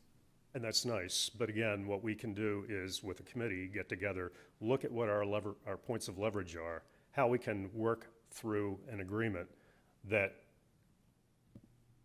draws some equity and some balance to this entire thing, rather than just subjugate us and future residents of this area to a 30-year oppression, because our rates are going to be going up at least 60%. And again, as I pointed out, they will not tell us what the cost of this wastewater treatment plant is going to be. They haven't done their homework. They haven't gone out and gotten firm construction estimate costs on what this darn thing is going to be. A lot of us who have been involved in this in the past know that the $82 million that they built their rate base on is probably going to be something well over $100 million. And we don't know what those costs are going to be. And without the ability to somehow put a cap on what these guys can charge us, they're going to come back to the well over and over and over again, as we've seen, and neglect whatever agreements are there, as we've seen happen with Indian River Shores. So we need some protection from the county. You are our wholesale water and sewer providers. This doesn't sound anything like wholesale to me. This sounds like price plus. Please, please give us the opportunity to sit down for 2 months and go through this with the talent that we have available to better understand what our options are. Thank you very much. Commissioners, any further discussion before we move on to entertain a motion? Any further? Yes, I'd like to state, and the utilities managers, both are here, the city and the county utilities managers. And much has been made of this 30-year term, but it's my understanding that given the kind of infrastructure that we're talking about here, that's not unusual to go out that far. It's very expensive to build, it's expensive to maintain. This is not an unusual thing. And, what was learned in the last study? I mean, it's delay, delay, delay. The county gave the town time to study. Evidently, the study was completed. I haven't seen it. But, whatever was learned, I guess now we need to study on a study. So it just, and thank you to Mr. Lesky also for pointing out that the county is going to have additional requirements. It's not just the city, the county's growing, and we'll have requirements. We don't know, there's no way to know in advance exactly what those requirements would be. No committee's going to nail that down, a dollar amount, a specific rate amount. It depends what happens. We have the Sebastian annexation coming up. There are just a lot of variables in the county. There's huge growth, as we all know, and those rates will, I'd be surprised if they didn't go up. That's it's pretty much a foregone conclusion. And with all due respect, I think we have to be very careful, as our counselor has cautioned us, very careful not to insert ourselves between the city and the town. That's being responsible to all the taxpayers of the county. So, thank you. Madam Vice Chairman, anything? Not at this time. Commissioner Laura. Yes, sir. Thank you, Chair. I go back to my statements this morning. We don't know what the water situation was 30 years ago, and in the last 30 years, it's been the buzz, all over national news, worldwide news. And to ask us to commit to a 30-year agreement I said it earlier, I'm not going to vote for this. I think we kicked the can since 2017, and the gentleman have brought up some good points about forming some type of committee to look deeper into this. We've got questions about questions for Vero Beach that aren't answered, but it sounds like some of us are prepared to go forward with this. I can't do the 30 years. I'm not thrilled that this document came over to the county in either somewhere in September or October, and here we are mid-January making a vote on this. There's a lot of questions that I have to include those. I think the follow-up study from Arcadis could help us. I don't see the sense of urgency as to agree to this today. Thank you. Commissioner Fleischer. I asked for a little more time on it, too. We've been doing this. We've negotiated. We've had meetings. The meetings did not go as well as anticipated. I hear what a great contract it is from one of the commissioners, what a great agreement it is. And then I hear, well, I didn't see the results of the study. Okay. Let's just vote. Let's just vote on a 30-year commitment, not knowing what the feasibility study came back to, and leave our ratepayers, our citizens, let's forget about the municipalities, our citizens, let's leave them in abeyance. It's okay, folks. Y'all won't be here. None of us will be here during their time in that decision we made. I want to remind everybody that there was a decision made when Stanton was actually producing electricity. Okay? How great it was to have the city of Vero Beach generating electricity. Or maybe one or two of the commissioners might remember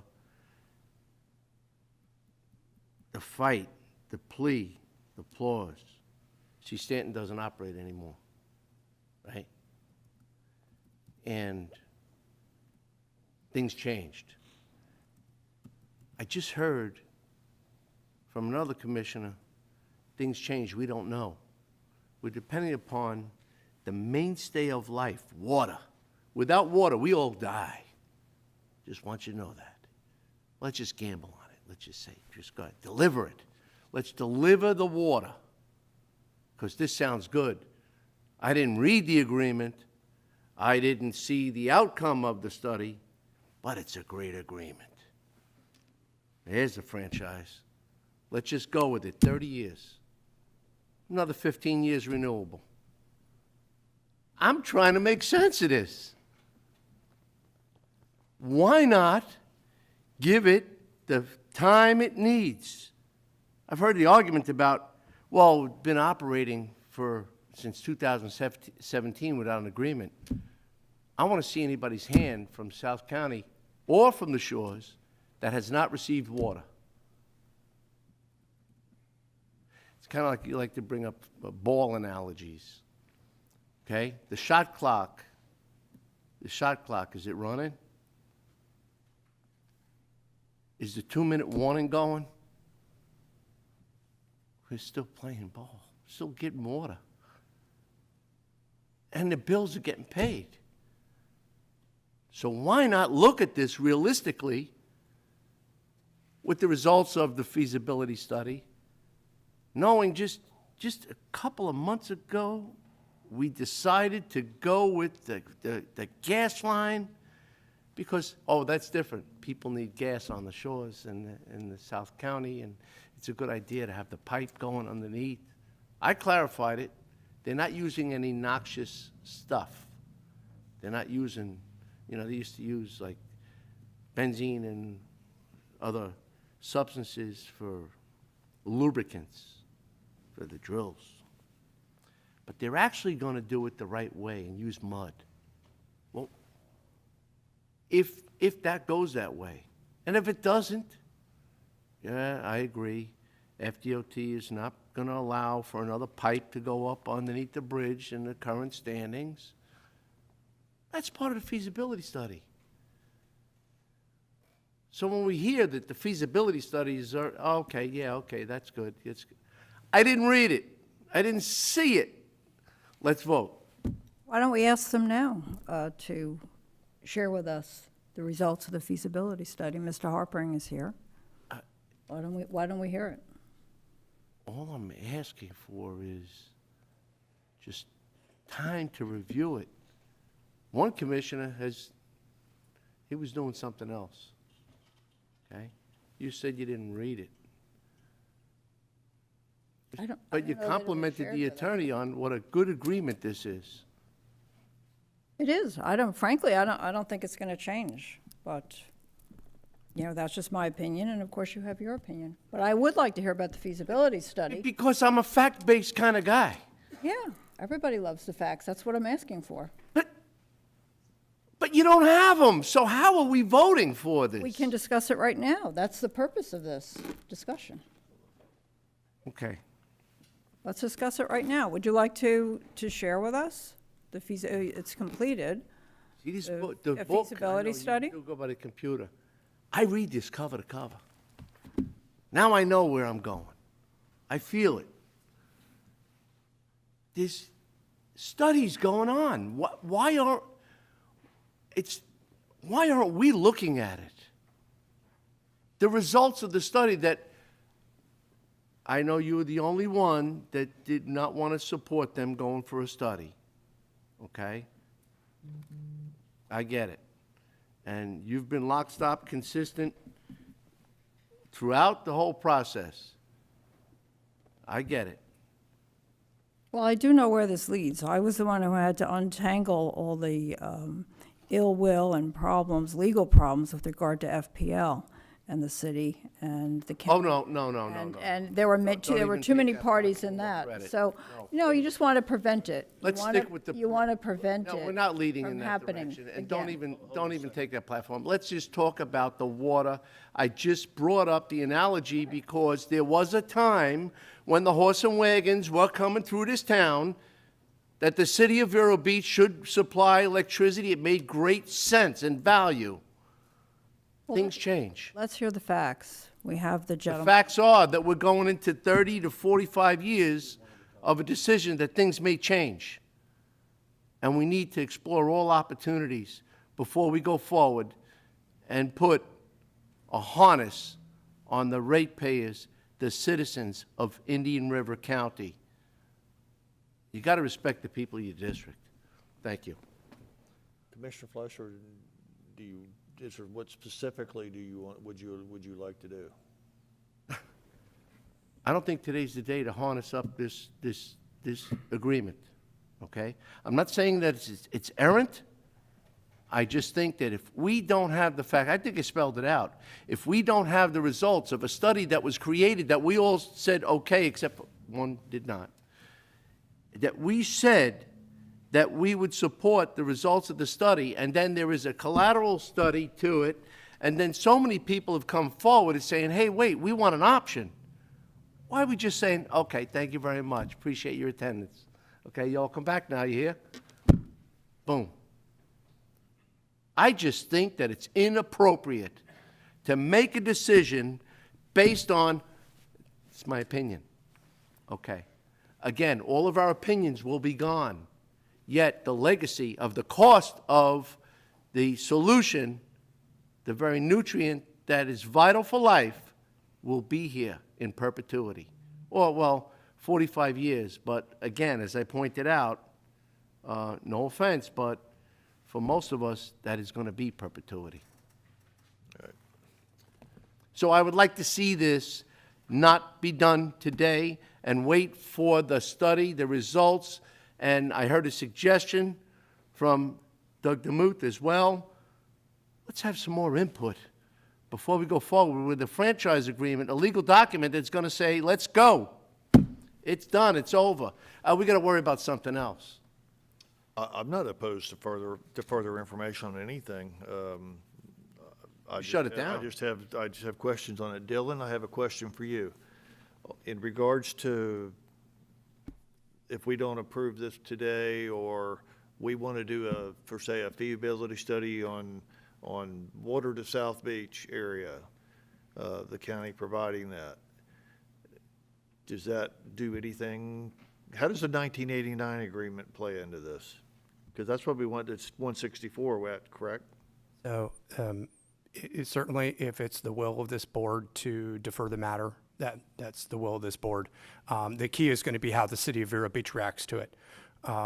Certainly, it wouldn't surprise me, and if it's the will of this board to defer the item so that we could further understand, as requested by the Shores, to study the feasibility of serving the South Barrier Island, I would expect the city to start the 164 mediation process again, and then to the extent that doesn't get resolved, sue us over our ability to serve the South Barrier Island, both under the 1989 territorial agreement and our ability to serve under 180.02 subsection 2 Florida statutes. Again, it's the will of this board, if it's not happy with the agreement, to table it, to turn it down. I just see those as being the legal next steps of what I would envision happening. Madam Vice Chairman. Thank you. I have a question. I don't know, Sean, maybe you're the best one to answer this. If we were to determine that we were going to serve the South Beach residents, do we have the capacity to do that?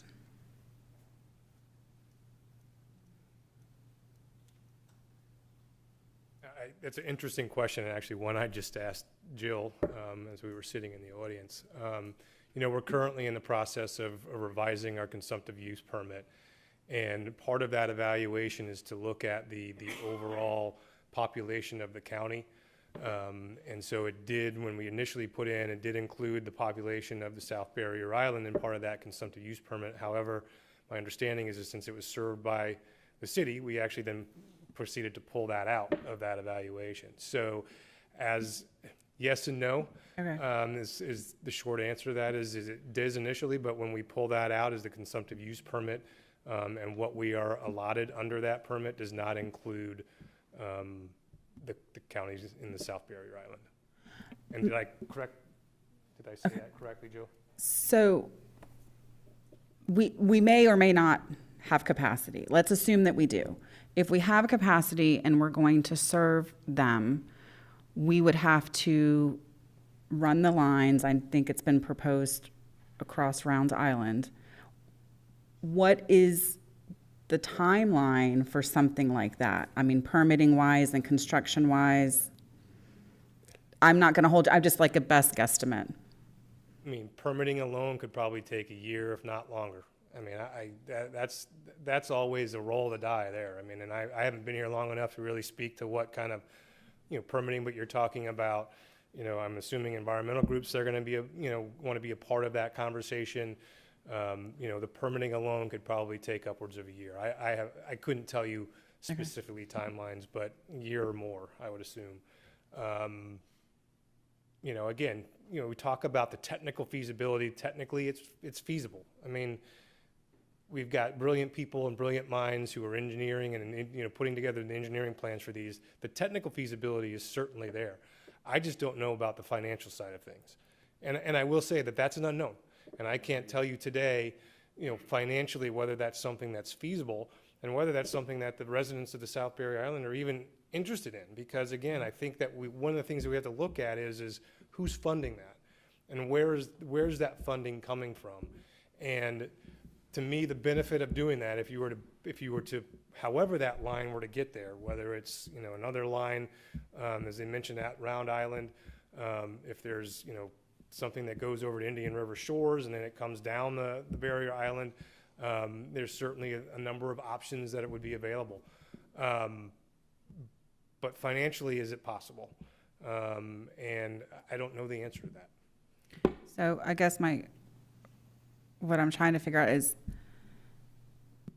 if it's something that you guys decide or whoever is going to decide wants to move forward with, the time frame to even have the ability to have it in place to turn the switch to start serving that area is multiple years off from a construction perspective, and probably longer if we had to finance it somehow. So in that interim, we would be riding without a franchise agreement, and the city of Vero Beach, Dylan, from what I understand that you said, has the ability to just go in and put a 25% surcharge on what they're currently paying. We don't, because of the whole serving, we're not a municipality. The county doesn't have, as far as I'm aware, does not have an ability to control what the city does with regards to their rates for the South Barrier Island. And as the statute provides, they can have up to a 25% surcharge on to whatever their rates are.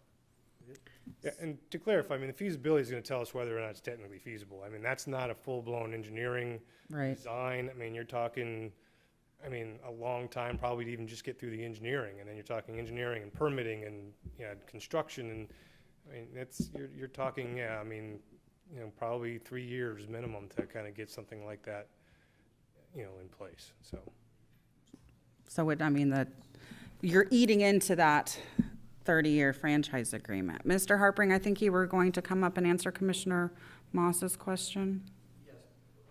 I'm interested to hear what you have to say. Let me just add, though, real quick on the duration of the franchise agreement. I believe, correct me if I'm wrong, again, it's not my document, but the county would be granting the city a permanent exclusive service area. So my understanding of that is that subject until termination of that agreement or some other negotiation or legal action similar to our federal antitrust claim, you could not, even if you wanted to, under the current franchise agreement, serve the South Barrier Island residents because you're agreeing to a permanent exclusive service area for the duration of the agreement, minimum 30 up to 45 years. Segueing onto that other point, I just want to make sure no one is misapprehended of the facts surrounding the studies. An Arcadis study was done. It was published in 2022. It was provided to the city, the county, personnel. It's publicly available. It's a public document that has been seen and vetted and read. I think that Commissioner Fletcher's term of a corollary study is completely accurate because we would take the foundation of that very large study that was done previously, that again has been published and distributed, and ask some more specific details about the other larger scale issues related to services South Barrier Island and some other finite technical issues that we want to elaborate on for ourselves. So that particular study, when you're talking about the results of the study, the initial study in January that came out in January 2022, as I said, is out there, and clearly it's feasible and there's a pathway for funding. The question is all about willingness or the will to do so. So Okay. that's the And I'm sorry, what exactly is feasible? If you could be a little more specific. The county serving the town with water, essential water services. That is feasible. And I refer you to the details of the fairly elaborate study Yeah, on, well, on I all think, those items. yes, and I think that's what we just heard our utilities manager say, yeah. I mean, Keep in mind- anything's possible, it's just time and money. So then my next question is, Can I sit down? Or are you talking to me? no, you can do whatever you would like. No, I didn't know if you were asking. I don't know, Commissioner Moss had the questions for you, so. I'm happy to leave the podium. So. Okay. My next question is then, our policy, as I understand it, and this is for Dylan or Sean, is that whatever construction costs are borne to serve an area, those new customers bear the brunt of that cost, that it's not passed on or spread out with existing customers. That is correct. I mean, the line that whatever would go to serve that barrier island would have to be borne by the residents of the barrier island because there's no benefit to the rest of the customers that are currently served by the utility, right? So that line that going over there is there just to benefit the residents of that community. And therefore, they would have to bear the cost of that infrastructure. When we were looking at the wastewater line to go to Indian River Shores, this was before your time, so I don't know if you know the price or the estimate for that, but Mike or Dylan or maybe Rich, do you guys remember how much that was estimated to cost just for the wastewater line? Or Jill, maybe, I don't know if you know. Gosh, I apologize, Commissioner, I do not recall the cost of the reuse line going over. I'm sorry, you have reuse. Sorry. My knee-jerk reaction, and maybe way off, was, I don't know, like $6 million? But I may be way off. That's just the first number that came to mind in my memory of it. Do you remember something like that? Rich, do you remember? $6 million. Yeah, I was going to say, I think that's right. $6 million for a reuse line, and to serve water, it would going across and adding in the capacity and whatever would have to happen at the water plants to do that, you're probably looking at more than $6 million. And that would be spread across the South Beach residents. So $6 billion was how long ago? Exactly, yeah. So, yeah. Again, we've been, the city and the county have been trying to come to some agreement on this franchise agreement for at least 5 years. So I feel like there was plenty of opportunity for everybody to be involved. I mean, we've been talking about it since then. We've gotten updates from Dylan and Jason and Vinny when he was here about the discussions as they were ongoing and some of the frustrations on our side with the lack of communication from the city. And now we have communication and now we're upset about that. So I'm a little frustrated because at some point you have to bring something to closure. And I understand that the town is having issues with the city of Vero Beach. But what it kind of, and the South Barrier Island folks are not part of the town. So, but what it seems like is kind of happening is if we were to serve the feasibility study, if we were to serve the town of Indian River Shores, the feasibility study has been done. There's a number there. We would pass that cost along to them. But if we were to also serve the South Beach residents, then the number that would be passed on to Indian River Shores would then be spread out across many more people, bringing that number down. So I question everybody's interest in this across the board, to be completely honest with you, because it's I don't know, it comes off a bit as disingenuous. And that doesn't even get into the legal arguments that we would have to overcome. And then the nuts and bolts arguments of what our system could bear. And it's not unreasonable to have a 30-year franchise agreement or a permanent agreement. I mean, we essentially have that with the city of Sebastian for different reasons. So, part of me feels it's much ado about nothing, but I understand the concerns. We are going to be looking at, with the growth in Sebastian and west of the river, expanding our plants and our facilities, which are going to necessitate rate increases to cover some of those costs. So I don't think locking in with the county is necessarily a done deal on having super duper low rates.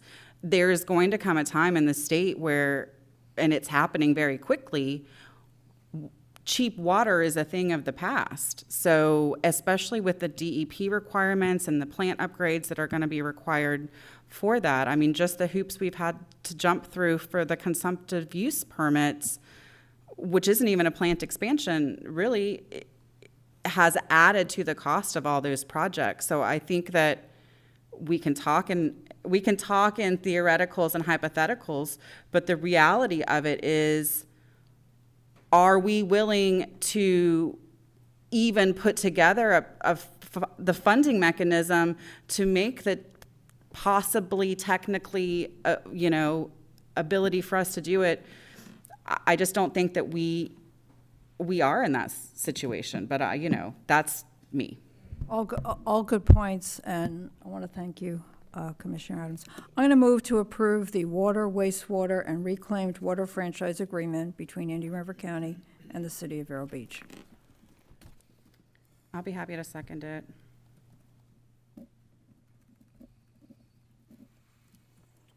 Motion by Commissioner Moss, second by Commissioner Adams to approve item 13B.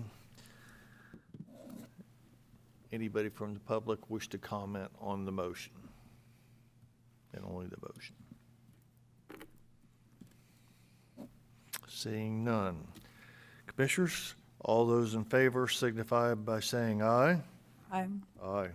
All those opposed? Aye. The motion passes 3-2 with Commissioner Lord and Commissioner Fleischer dissenting.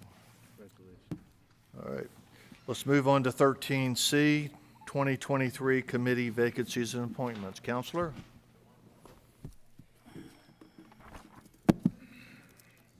Thank you very much. In November of 2022, the board reappointed several members to various different committees and boards.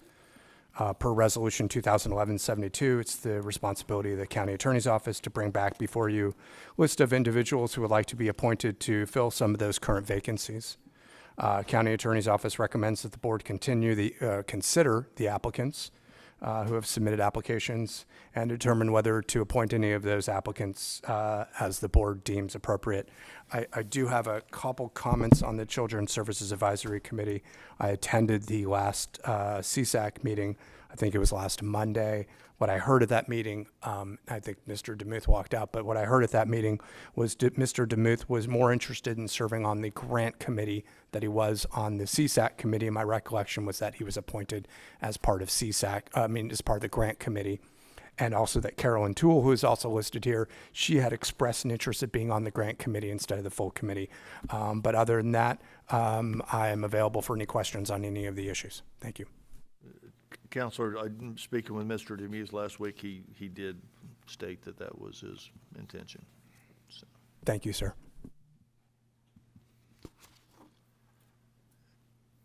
Okay.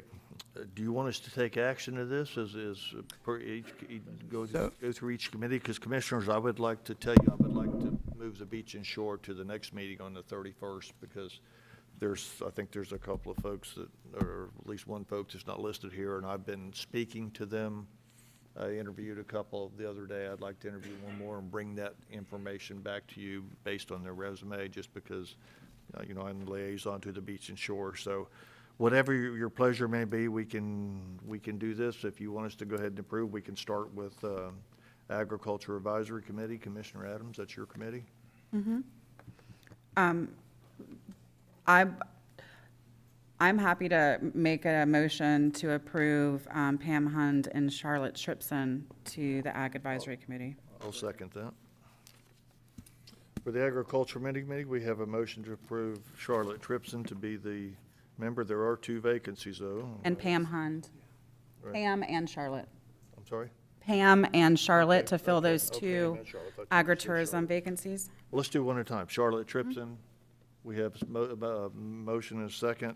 Anybody in the public wish to comment? Hearing none, I need a motion to approve. I need a vote to approve Charlotte Tripson. All commissioners in favor signify by saying aye. Aye. Any opposed? Hearing none. Charlotte Tripson 5-0. The next one would be Pam Hund. Is that how you pronounce it? Yes. Right, Pam Hund. We have a motion by Commissioner Adams. I'll second that also. Anybody from the public wish to comment on the motion? Seeing none. All those in favor of Pam Hund signify by saying aye. Aye. Any opposed? That also passes 5-0. Okay. The beach and shore, I'd entertain a motion to just postpone this one until the Second. January 31st. We have a motion by Commissioner Fleischer, second by Commissioner Moss to postpone to the 31st. Anybody wish to comment on the motion? Seeing none. Commissioners, all those in favor signify by saying aye. Aye. Aye. And any opposed? Hearing none, the motion passes 5-0. Children's Services Advisory Committee, Commissioner Moss, any comments? Yes, I spoke with Mr. DeMuth this morning, and you're quite correct. He did, at the Children's Services Advisory Committee meeting, say that he would prefer to be on the Grant Review Committee.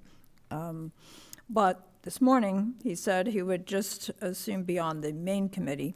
So I'll make a motion to approve him. He does have financial background.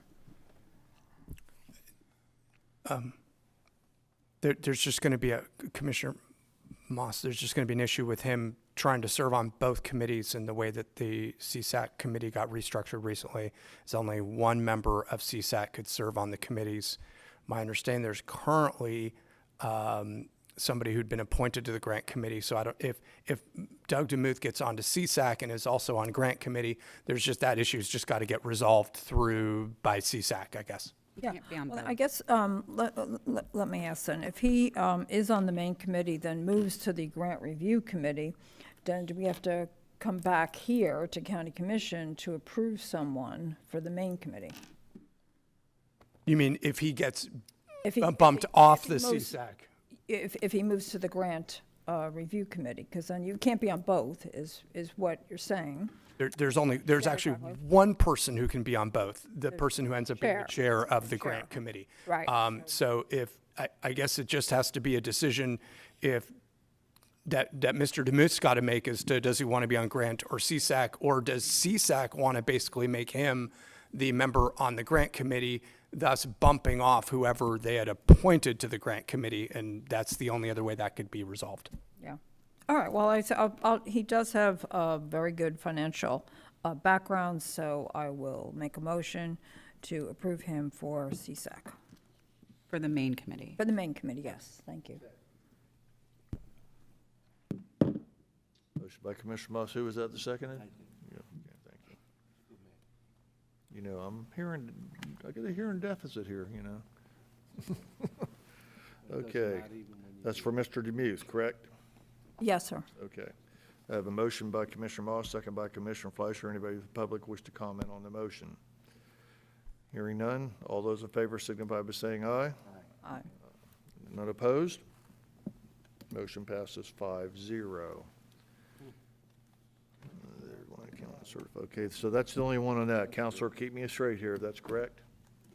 Yep. Okay. Yep, because what I understand is the other appointees would be specific appointees by commissioners individually. Right, So I the have board. one to make also, which I'll try to bring back on the 31st, which I already stated, correct. Right. Okay, Construction Board of Adjustment Appeals, there's mechanical contractor vacancy. I'm going to reach out to a couple of people I know. I would encourage y'all to reach out to a couple of folks we know to fill that. This has been vacant for quite a while, is my understanding. We'd appreciate all the help any of you could provide. Okay. Economic Development Council, there's one real estate industry representative and one healthcare industry representative. We have Jordan Lulich, the real estate representative on this, is the lone applicant. Any discussion? No, I'll nominate him or second him, whichever you prefer. Motion by Commissioner Lord and a second by Commissioner Moss to approve Jordan Luch as a real estate representative for the Economic Development Council. Anybody from the public wish to comment on the motion? Seeing none, all those in favor signify by saying aye. Aye. Any opposed? That passes 5-0. Environmental Control Hearing Board, there is one vacancy for a member at large, a citizen not holding office. Counselor, you want to explain this one? Yeah, so we have a couple different positions on the Environmental Control Hearing Board. Some are very specific to businesses or industries. This one's actually for someone who's not sort of an at-large position. We reached out to Dr. Baker during the process before we brought the November 2022 item. We had not heard back from Dr. Baker as to whether he wanted to be reappointed or not reappointed. So he was listed as a vacant position. But since then, we have heard from Dr. Baker and that he has asked to be renewed. Additionally, we have two other folks who were listed who asked to be appointed to the committee. So just leave it up to the board as to how the board wishes to handle that. Okay. Then I'll move to approve Dr. Baker since he wishes to be reappointed. Second. I have a motion by Commissioner Moss. Did I get a second? Second. Second by Commissioner Adams. Anybody wish to comment on the motion? Hearing none, all those in favor signify by saying aye. Aye. Any opposed? That passes 5-0.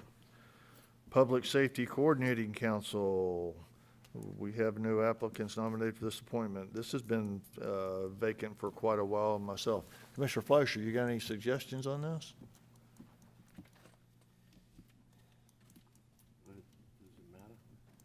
No. Anybody have any suggestions on this? That is a hard spot to follow. Dylan, is there any I'll look into it. possible way to change that since we haven't got any applicants, or fill it with somebody else? It's consistent with how the state statute reads, but certainly I can try to do a better job of seeing what we can dig out and reach out to our partners across the board in the mental health, substance abuse, criminal justice world, see if there's somebody. Okay, good deal. Well, All have right. it done, sir. All right. No further business on that? And then, so what I'll do is I'll bring an item on January 31st, which will be for the Beach and Shore Committee. Yes. Okay, glad to do that. Yes, and hopefully I'll have my appointment settled in for the Children's Services by then too. So, okay, let's go down to 15B1, Solid Waste Disposal District. Approval of Solid Waste Disposal District minutes of the meeting of October 18, 2022. Mr. Chair, move approval for the Solid Waste Disposal District for meeting minutes of October 18th. Approval of Solid Waste Disposal District meeting minutes of November 1st. And that is all. Okay, I have a motion to approve the minutes from October 18th and November 1st by Commissioner Fleischer. Do I have a second? Second. Second by Commissioner Lohr. All right. Anybody have any comment on the motion from the public? Seeing none, all those in favor signify by saying aye. Aye. Aye. Any opposed? Passes 4-0. Commissioner Adams is temporarily absent, so. All right, 15B3, approval for additional frac tank and equipment for leachate disposal. Mr. Chair, move approval. Second. I have a motion by Commissioner Fleischer, second by Commissioner Adams. Anybody wish to comment on the motion? Seeing none, all those in favor signify by saying aye. Aye. Any opposed? Passes 5-0. 15B4, work order number 19 to GeoSync for annual permit, compliance monitoring and reporting for 2003. Annual approval. Mr. Chair, move approval. All right, I have a motion by Commissioner Fleischer. I'll second it. Anybody wish to comment on the motion? Seeing none, all those in favor signify by saying aye. Aye. Aye. Motion passes 5-0. 15B5, amendment number 3 to work order number 44 to Kimley Horn for landfill gas flare skid improvements and pipeline extension project. Mr. Chair, move approval. I have a motion by Commissioner Fleischer, second by Commissioner Adams. Anybody from the public wish to comment on the motion? Seeing none, all those in favor signify by saying aye. Any opposed? That passes 5-0. Guess what? Number 16, adjournment at 12:58 PM on January 17th. And Call this meeting adjourned.